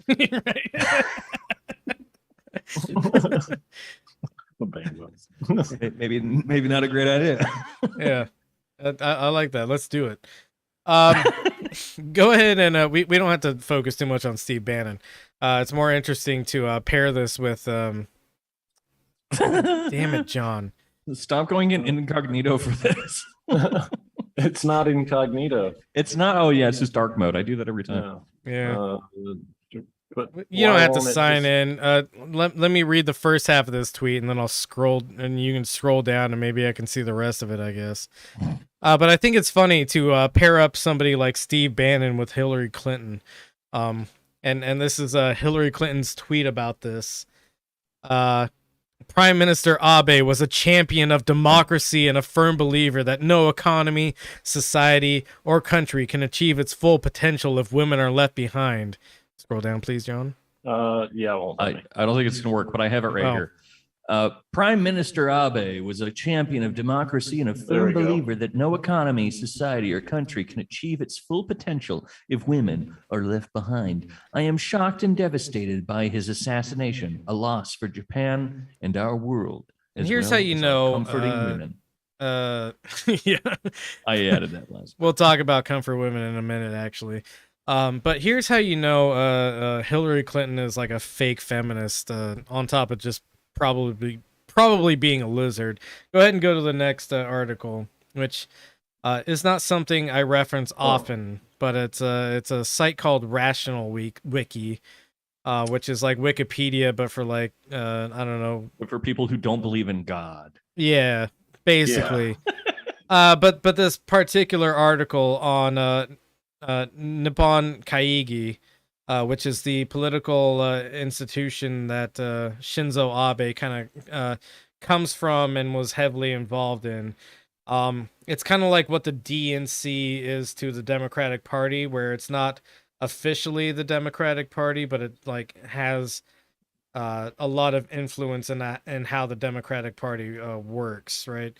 And it should be noted that Shinzo Abe was a part of the Liberal Democratic Party of Japan, which, despite its name, is actually incredibly conservative and right wing. Surprise! Yeah, surprise! They can name a party whatever the fuck they want to, which is why National Socialism. Republic of the Congo. Yeah, which is why National Socialism wasn't actually socialism. Just throwing that out there. But Nippon Kaigi is a Japanese unincorporated association and organization which tends to be far right. It supports Japanese social conservatism ultranationalism, historical revisionism, and Japan's rearmament. Most of the major Japanese prime ministers produced by the LDP in the 21st century belong to the organization. Even the current Japanese prime minister, Fumio Kishida, belongs to the Nippon Kaigi. Shinzo Abe also belonged to it. So it goes on. The group is also closely related to the Shinzo Abe government. The organization is prone to Shinto fundamentalism, so it has anti-feminist tendencies. The group is also hostile to gender-free education and the sexual minority civil rights movement. Nippon Kaigi is also very negative about human rights for the disabled. Japan had a maternal health protection law until 1996, which forced abortion and sterilization for the disabled and mentally ill, similar to eugenics in the early 20th century. The law was repealed, but Nippon Kaigi was desperately opposed to repeal and had engaged in various lobbying activities against it. Even now, they are secretly negative about the human rights movement for the disabled. Nippon Kaigi does not use the normal term for the Pacific War to refer to the Asia-Pacific theater of World War II. Instead, they insist on the phrase Great East Asia War, which was used during the Japanese Empire in the past. It also claims that the Great East Asia War was Japan's self-defense war. In addition, Nippon Kaigi uses historical revisionism regarding the Japanese Empire, the Japanese military's use of sexual slavery, the Nanjing Massacre, and other issues of serious war crimes by downplaying or denying the atrocities being committed. Some members even cite Holocaust denials. About 260 of Japan's incumbent lawmakers are known to be members of the group. Of course, most are members of the LDP, a right-wing nationalist party. The New York Times commented that it was the Tea Party of Japan. So a very succinct article on the political organization that Shinzo Abe comes from. If you could go to the next link, John. So, a cool thing that happened, partially because of work that Shinzo Abe did, and then his successor, who was a very much Shinzo Abe replacement, is that Japan deletes military's role in comfort women system from textbooks, reneging on its Kono statement. So the Kono statement was basically saying, all right, we're gonna acknowledge that we did some shitty things in the past, and we'll like include it in our education, so that kids in Japan will grow up knowing that like, hey, we like Japan, but also Japan did some shitty things in the past at the very least, right? Which you can see a lot of parallels in this to the U.S. and how the U.S. approaches education, where states like Texas are trying to get rid of the idea that slavery was a thing, and instead saying like, well, there was like a labor relocation that happened from Africa to the United States, and these laborers weren't always treated well, but they were laborers, rather than like explicitly calling them slaves, sort of stuff. That bullshit. Yeah, so go ahead and scroll down just a little bit. To the picture? No. To the article. The picture doesn't really matter. Most of the people that engage with our podcast are actually listening. So the visual. Those are the only stuff. ones that matter, by the way. Yeah. Fuck the watcher. Fuck the watcher. Fuck the watcher. We fucking hate the watcher. It's all about the listener. It's all about the listener. This isn't kayfabe, by the way. I genuinely feel this way. Oh, Fuck okay. anyone that watches this. Fuck you. I hope you die in a fire. I hope you get shot with sci-fi muskets made of duct tape. I hope you. I hope your dead grandmother becomes a comfort woman. Wow. And I don't man. actually want that one. I just want you to be shot by guns. That's the less fucked up thing that I just said there. Yeah. According to a decision reached by the Japanese government in April 2021, textbooks used by juniors and seniors in Japanese high schools will no longer specify that the comfort women served the Japanese military during World War II. These textbooks have also removed all mention of forceful relocation, a term that has been used to emphasize the compulsory nature of Koreans' mobilization for Japan's war effort. When are we going to explain to people what comfort women are? In just a minute. Okay. It's coming up very soon. feel like that's something we should have covered by now. Well, I mean, I'm working. Look, man. You got this. You got a narrative going. Yeah, go. I make a whole lesson plan for each of these, and I understand that while I'm going through all this, I have to deal with at least one drunk R word, and probably another R word that's been imbibing some other substance, and An then illegal one. and then also I have to deal with myself. I'm addicted to heroin. I'm addicted to heroin. It's coming out right now. Go ahead and go to the next link, John. Not enough memory. Refresh that shit. Fuck kind of sham are we running here? So this is an article from or organization called The Diplomat, which has pretty decent articles on kind of the Asia Pacific politics of things. The world is now beginning to realize Japanese Prime Minister Shinzo Abe's true intentions with this controversial visit to the Yasukuni Shrine, which memorializes war dead, including Class A war criminals such as Hideki Tojo. He is no longer hesitant to reveal his true nature, without question the most conservative leader in Japan's post-war history, and he is a historical revisionist, notably with respect to wartime Japan. By encouraging a spirit of nationalism, Abe is hoping to engender self-confidence and patriotism among the Japanese public. So one of his things that he decides to do is to visit this war shrine, which is kind of like if I don't know, President Biden went to like a Confederate memorial and was like, "Yes, General Lee, it's so sad that you died when you were doing all those bad things to make sure slaves could still be a part of America." We can probably actually just skip this the rest of this article and go to the next one. So if you aren't aware of what comfort women are yet, and I'll just explain this. Comfort women are when Japan was an imperial nation doing a lot of imperialism, and it sexually enslaved a bunch of Chinese and Korean women, but I think it was primarily Korean women. There's been several times where Korea especially has tried to memorialize these so-called comfort women, who again were basically just sex slaves to an imperial force that had invaded their lands. And every time this has happened, Shinzo Abe has threatened some kind of deterioration of diplomacy between Korea and Japan. He's even gone so far as to say, like, this basically didn't happen. You guys are kind of making it up. So go ahead and go to the next link, though. So,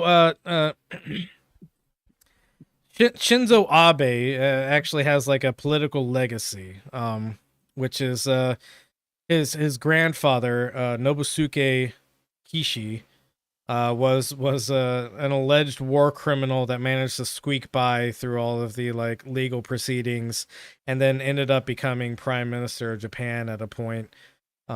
Also, coincidentally, had to deal with an assassination attempt, except the assassination attempt in this case was not successful.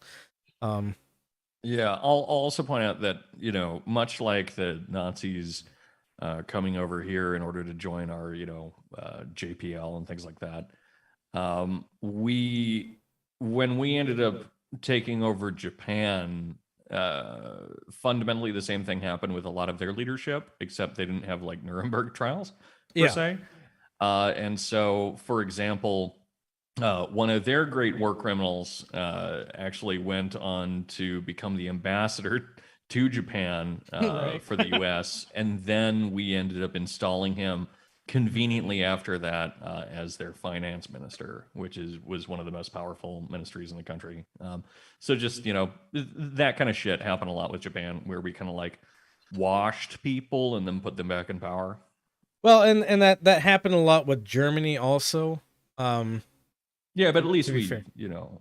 Well, so the argument that I would make here is that the Nuremberg trials happened because Americans see Germans as all other white people that like need to have the same rule of law and like the same Right. standard, right?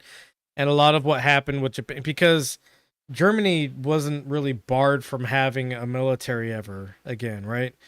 And Japan was, and I think that has something to do with a lot of like really inherent racism and how we dealt with Japan after the It war. probably also has to do with which one of them ended up bombing the shit out of one of our cities.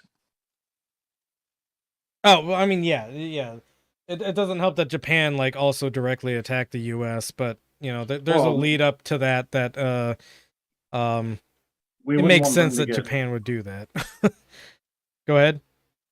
Well, it was probably also racist why we dropped the bomb on them, but we wouldn't want them to take vengeance on us with Yeah, the right. military. After, Yeah, you know, and we, a lot we of dropped I mean, those bombs like, on them. Definitely racism involved. Like I'm not saying yeah, that's not the I case. don't think Like, either of us are there's, accusing you of denying that. there's a really funny like PSA that they released back when they were trying to like rebuild or brainwash Japan or whatever the fuck they were doing. When MacArthur was over there talking about how the Japanese has a brain just like ours. Yeah. No, I mean there's so much of that kind of shit where It's it's very like funny. Yeah. it turns out we're part of the same species. And we can make them think good thoughts if we just give them the right ideas. So you know, Shinzo Abe's grandfather is an alleged war criminal. There's very credible evidence that he did a lot of, and you know, war crimes aren't really like a thing until somebody wins a war.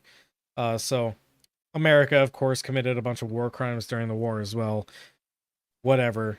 War crimes, no matter what side you're on, are shitty. And Japan did a lot of bad stuff. Everybody did a lot of bad stuff during World War II. But, you know, we should hold these people accountable, including ourselves. And probably like the last, I don't know, 10, 15 presidents should be held accountable for war crimes in America. Regardless. You might make the mistake of thinking like, well, okay, Shinzo Abe is like a little bit shitty about like this historical past, but it's not really his fault.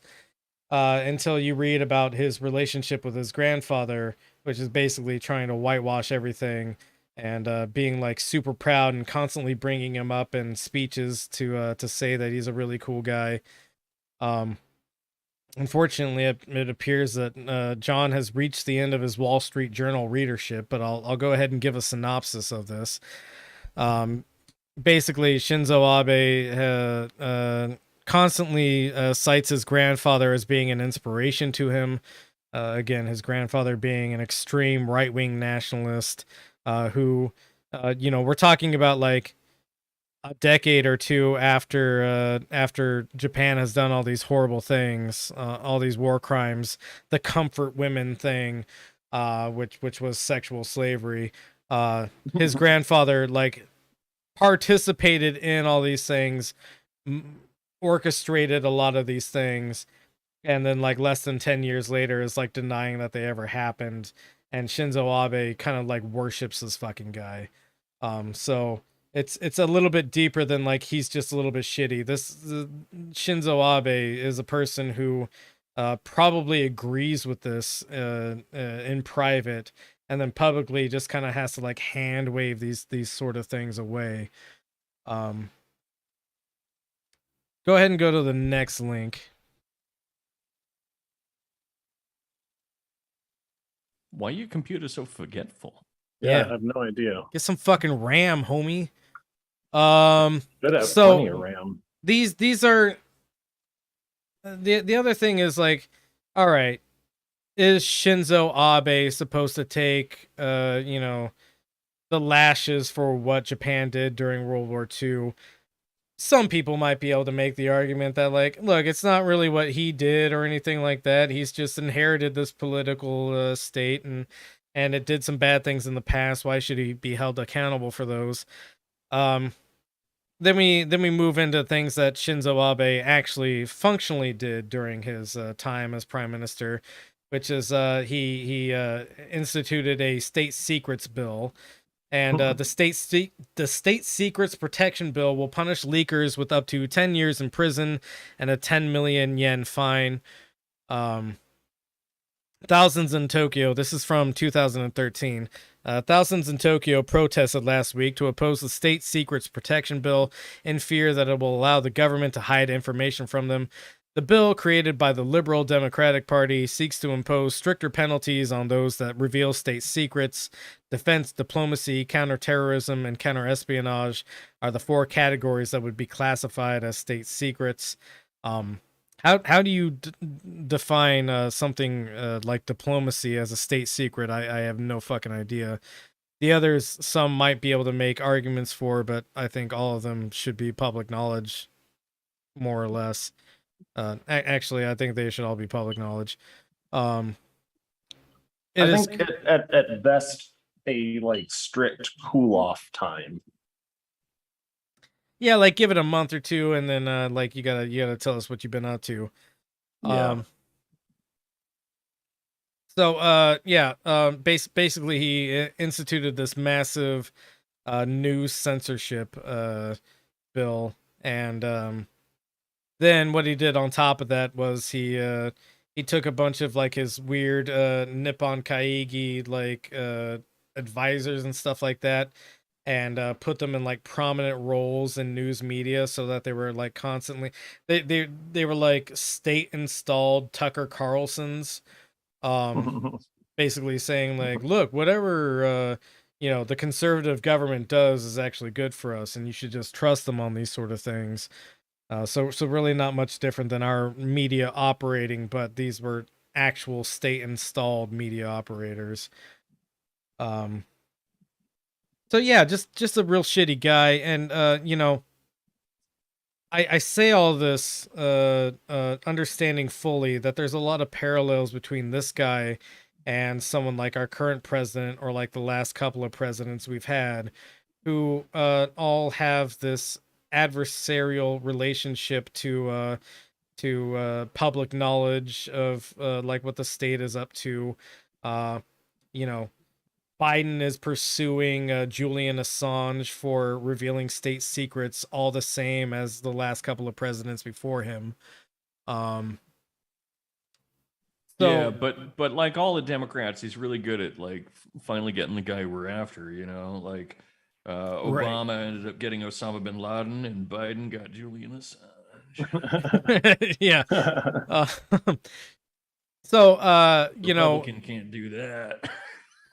Part of my intent in deciding to profile Shinzo Abe, other than the fact that the way he died is fucking hilarious, is to also kind of make the point that this is also how American politics work, and a lot of us just refuse to see it that way. Trump obviously was a nightmare to like state secrecy and stuff like that. But Obama also instituted similar protocols with how the Department of Homeland Security operates, renewed and expanded the Patriot Act, all these other sort of like infringements on our rights. And so, for as shitty as somebody like Shinzo Abe was, he's kind of just like the baseline for an American politician that makes it to the presidency for the last like 2 decades. Yeah. So I don't know if anybody's got any further comments on that before we move on to some clown show shit. But please say things if you want to. You guys remember the video game that he put out a while back? It was Oddworld Abe's Odyssey. Abe's Exodus. It was one of my favorite games when I was a kid. I loved it. It's a good game. He looks great in the game, by the way. Yeah. By the way, First of all, speaking of games and Abe, earlier today I posted a bunch of video game photoshops with Tetsuo Yamagami's weapons pasted that's over pretty them. Racist. That's his real name. All right.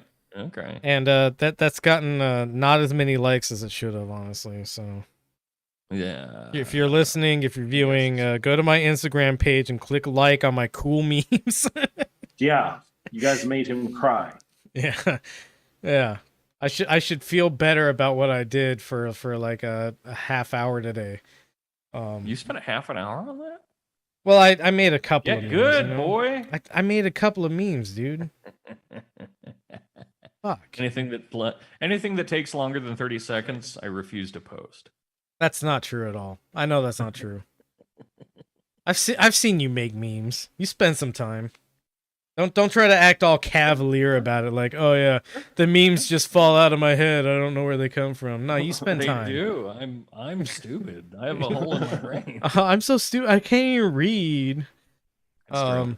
So anyways, yeah, Shinzo Abe sucks. Also, all of American politics sucked because he kind of just like ripped off everything from American politics, honestly.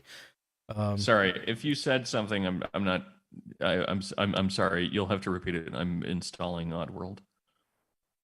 I'm in fact installing the whole set of 4 games right now. Wow. So if you could just chill for a second, my internet might suffer a little bit because there's a few gigs. So well, that's all right. We don't have very much time left, anyways. huh? We had to go on Ranger's to our Wrath HD just finished, so we're doing good. To the shit clown show. the shit clown show, the clown shit show.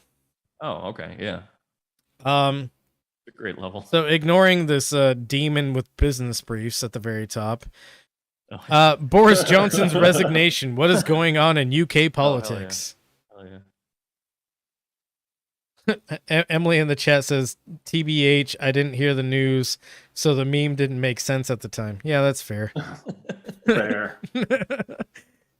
I mean, John, let's be honest here. John, did you know that Shinzo Abe had died before the podcast started tonight? Yeah, it actually I learned on my way to Oh. work. Okay. Which briefly made me happy until the universe decided to take all my happiness away. Yeah. Fair enough. I mean, Yeah. we were pretty fast on it though, because I, to be fair, ended up doing mine quite a while before yours. But as soon as I posted it, someone commented, "How the fuck is the internet this fast?" So Yeah. we have brain problems. I slept in a little bit today. It was a work from home day, so God damn, you fucking. I was late to the news, I think. I am 2 hours ahead of you. That's also true, yeah. There's that. Yeah. Not like why- grind why I'm set always wise, up on the but news. just rotation of the earth wise. Yeah. Which is why I always wake up. You think I wake up at noon, but I wake up at 2 p.m. every day. So Boris Johnson, the UK Prime Minister, announced on Thursday that he would be stepping down as leader of the ruling Conservatives in the face of a torrent of resignations by ministers and mounting pressure from within the party. For now, he is still Prime Minister, but his resignation triggers a contest to replace him as head of his party. The winner will become both party leader and Prime Minister without the need for a national election. Isn't that great? Yeah.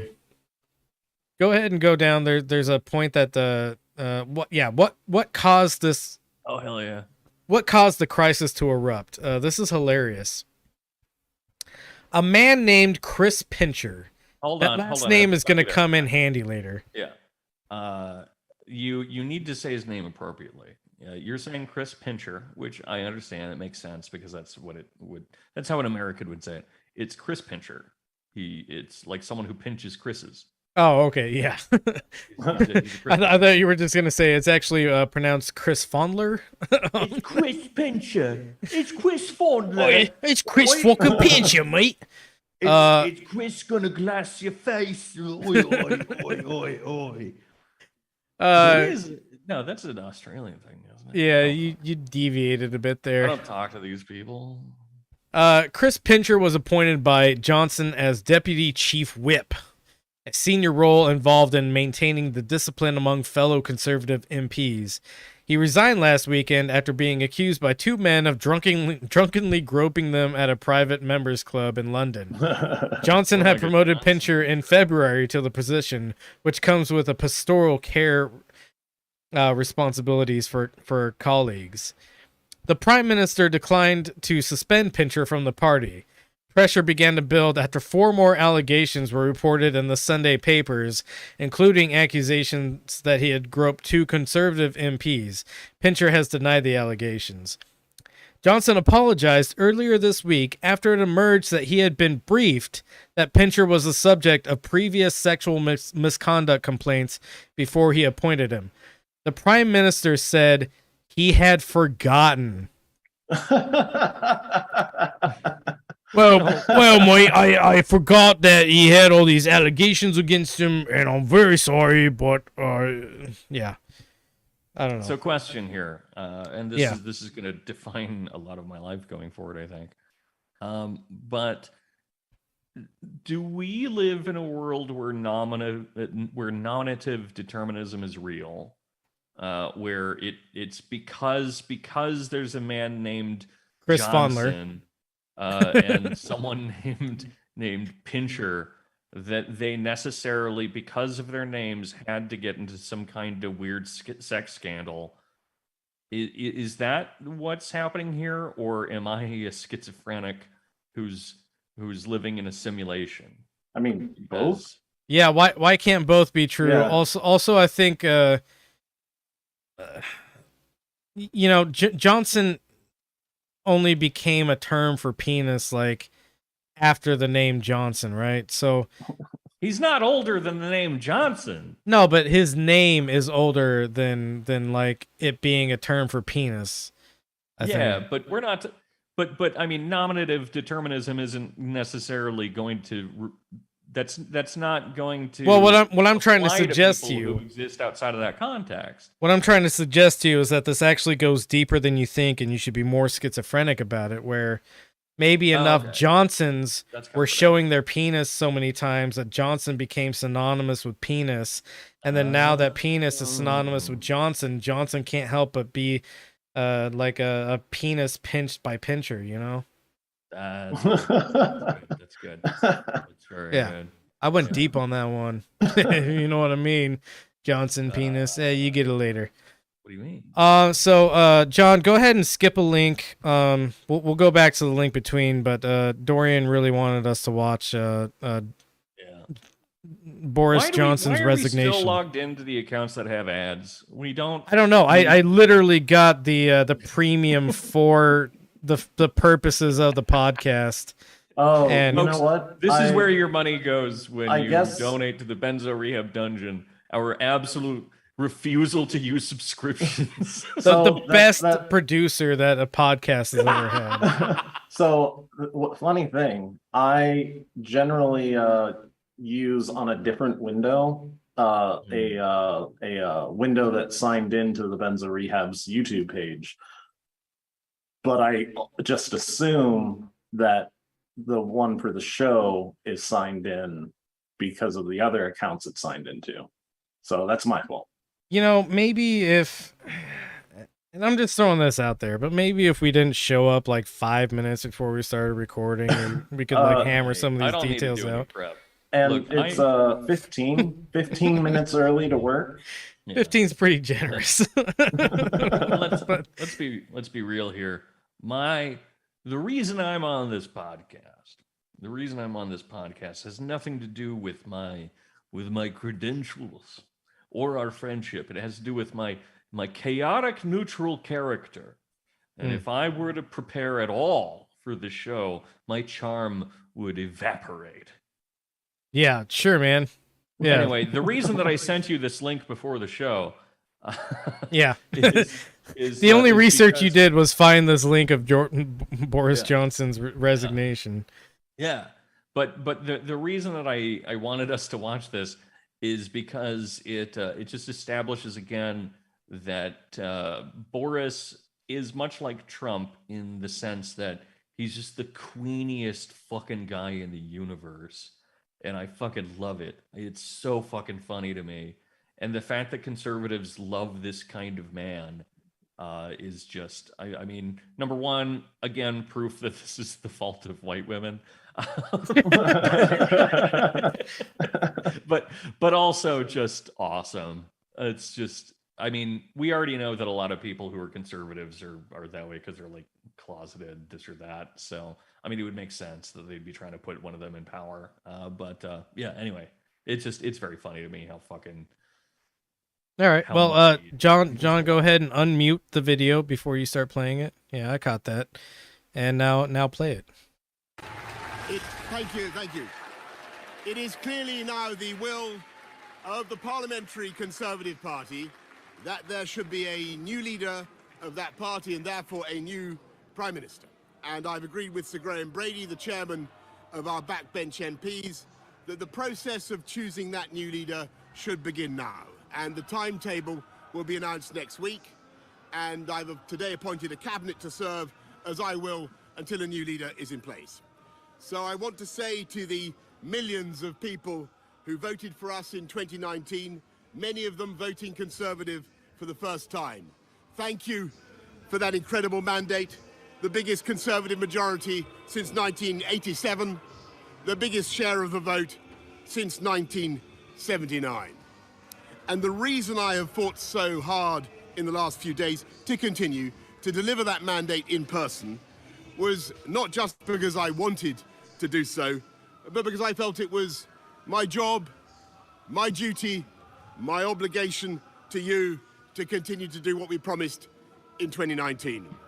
And of course, I'm immensely proud of the achievements of this government, from getting Brexit done to settling our relations with the continent for over half a century, reclaiming the power for this country to make its own laws in Parliament, getting us all through the pandemic, delivering the fastest vaccine rollout in Europe, the fastest exit from lockdown, and in the last few months, leading the West in standing up to Putin's aggression in Ukraine.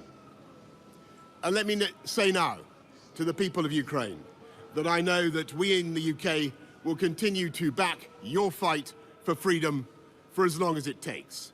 And at the same time, in this country, we've been pushing forward a vast program of investment in infrastructure and skills and technology, the biggest in a century, because if I have one insight into human beings, it is that genius and talent and enthusiasm and imagination are evenly distributed throughout the population, but opportunity is not. And that's why we must keep leveling up, keep unleashing the potential of every part Did he say of the leveling United up? Kingdom. Yeah. And if we can do that in this country, we will be the most prosperous in Europe.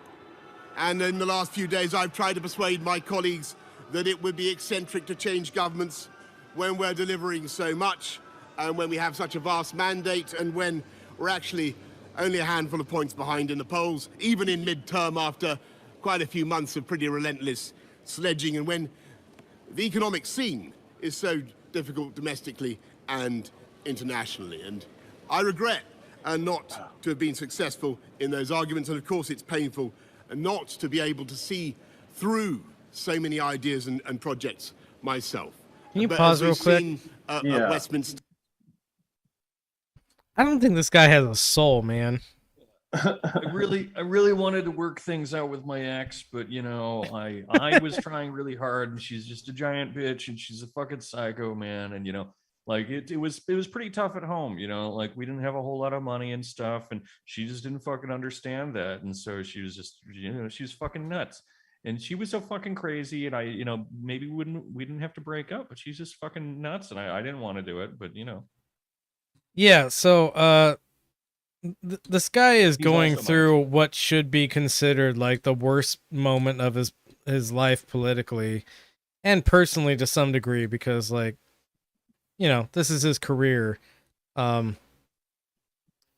Absolutely no emotion as he goes through this talk. Yeah, but also this doesn't have to be his worst moment.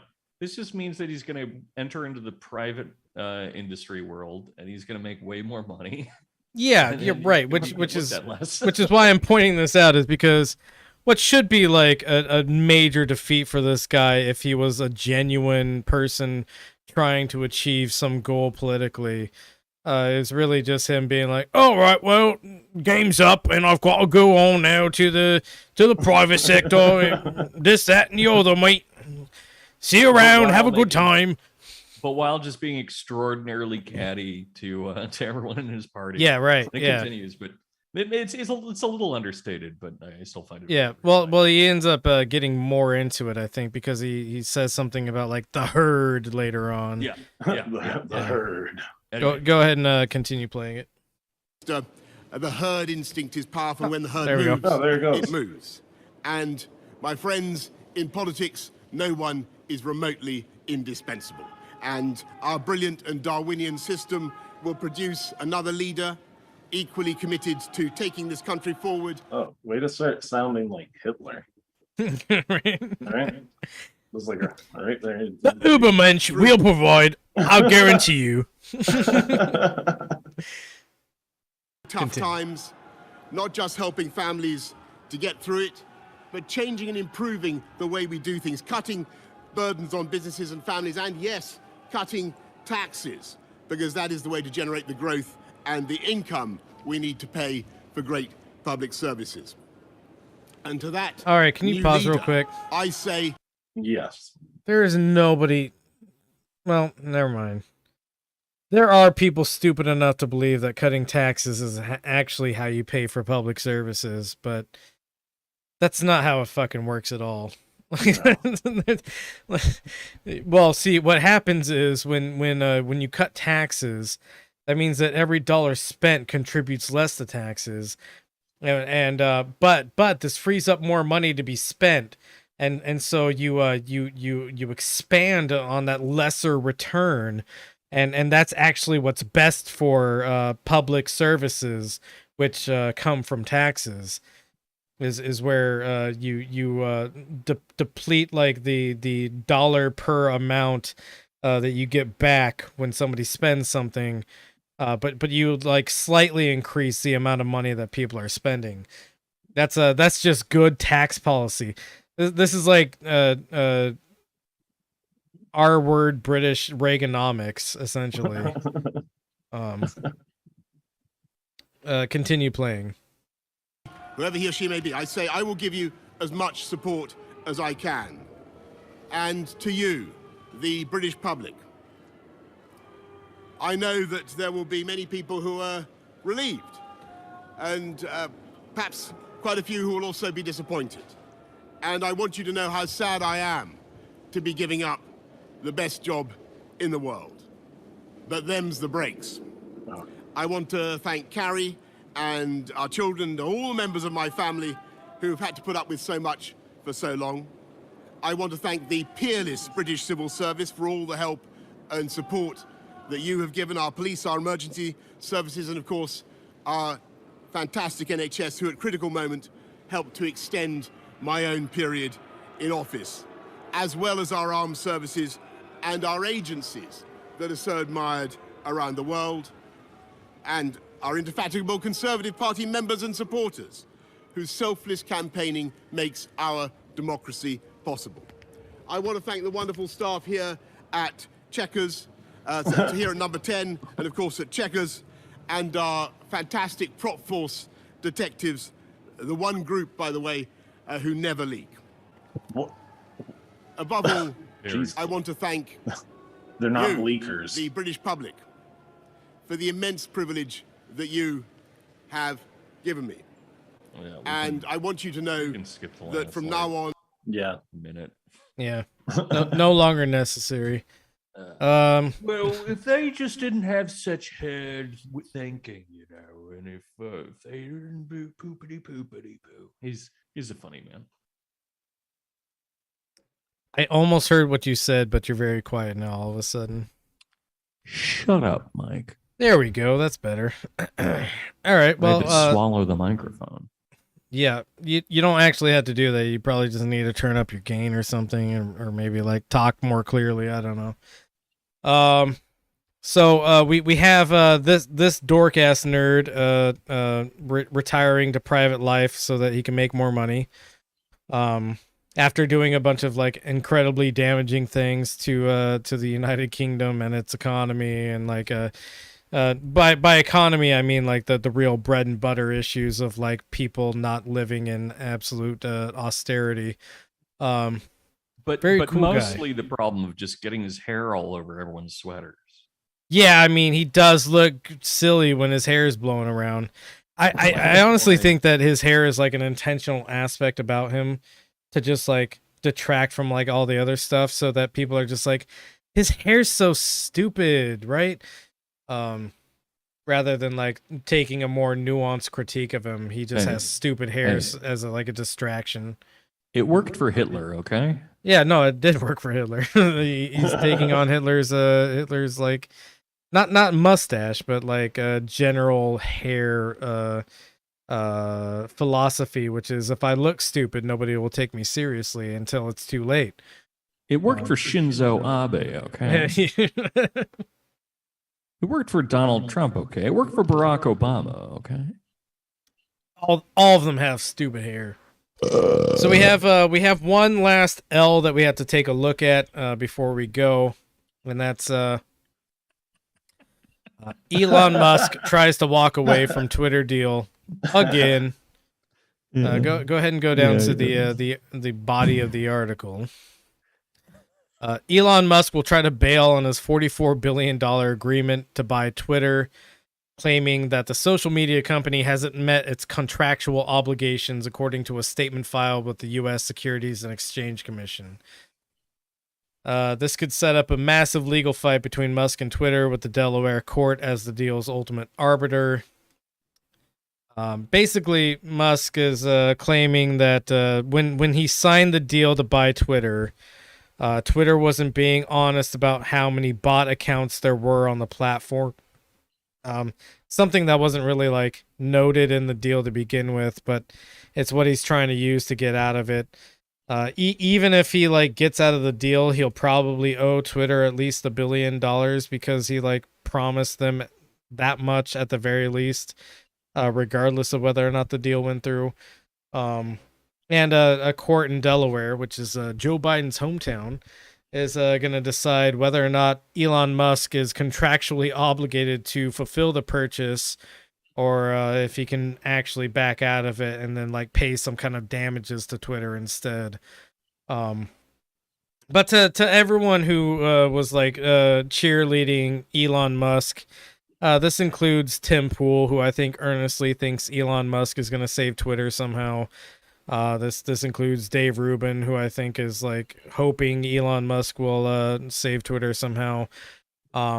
People like Ben Garrison, famous cartoonist, who sometimes delivers bangers, but also other times has no fucking idea what he's talking about. Thinking that Elon Musk is going to bring freedom to the Twitter platform. They've all been played for rubes, because it turns out the great man theory of Elon Musk as a guy who knows what he's doing at all times is not true, and he's actually just a baby idiot who has a bunch of money, and all of his money has been able to like smooth over all of his blunders until now, where he made like a $44 billion blunder that now hangs in the balance of the court, and the court's probably just going to take mercy on him, because the court, like especially in Delaware, Delaware just sucks off rich people all the time, so it'll be fine for him probably, and all the Elon Musk fanboys will be like, he had it planned out the whole time, but he didn't. He's just a fucking moron. You ever wonder why you haven't met anyone that was born in Delaware? Well, I literally haven't. Because they died sucking off rich people. It's not because it's a relatively small state. It's because that's where they make all of the credit cards. It is. They make them out of children. Oh, ground no. into a petrochemical goo, which they then use to process into plastic and credit cards. Yeah, that checks out, actually. Yeah. Well, cool. What a good note to end the podcast on. Take my medicine. No. You got to do pitches first. Come on, man. Yeah, pitch us something. Yeah, pitch us something. I'll sell you this pencil. Hold up the pencil. Turn your real camera on. Stop being a fox for a minute. Absolutely not. I'm a foxy little guy. Ooh, buddy. All right. Do you want to give a pitch though? Yeah. Actually, Yeah. you can't just Yeah. keep saying yeah. Okay, so yeah, we released the first Trincata podcast, where I and Stone Seppuku and Kayla, everyone knows Kayla, all went over As I Lay Dying by William Faulkner. It was a joy. It went very well. It was actually a that's- good listen. Oh, thanks. Thank you. But that's up on the Patreon, but it's also free. It's free to listen to regardless of whether or not you've subscribed. So go over to patreon.com/Trincata, TRUNCATA, and listen to that. The first few episodes of it will in fact be free, probably the first 3 or 4. And I already have a few that are in the works right now that we're planning. I'll announce those later, but all of them are very exciting. And otherwise, yeah, if you do live in the North Carolina area, check out Field Trip if you're into noise music, or if you're into weird philosophy stuff, which I would hope and assume you are listening to this. They also sell a whole lot of zines and tapes, vinyls, things like that. So a lot of weird philosophy music stuff. So check them out if you're in or around Greensboro, North Carolina. One of the original members of early Theory Graham's Potato Gang runs that place. Good people. Hell yeah. Otherwise, don't think I have any other pitches. Wonderful. All right. Well, we here at the Benzo Rehab Dungeon consider ourselves a little bit of a public access rehab facility, which is to say that we are free and we will always be free. However, if you would like Freedom to, isn't free. dude, shut up, man! I'm in the middle of You my said, pitch. however, after saying a bunch of stuff about how it's free, you should say, however, freedom isn't free. Come on, man. Take it from However, me, the freedom marketing isn't guy. free. No. But if you would like to support this project, you can please go to Benzo, patreon.com/Benzo Rehab Dungeon. You can give as much or as little as you like. It won't get you anything special because, like I said, we're public access, and your generous donation or non-donation is appreciated either way. And with that being said, as always, we love you. Please take your medicine. Just gonna leave it. Please take mine too. Say the line. Say the line. And save some for your friends, bitches. Hell yeah. You know, you lied to them about the Patreon.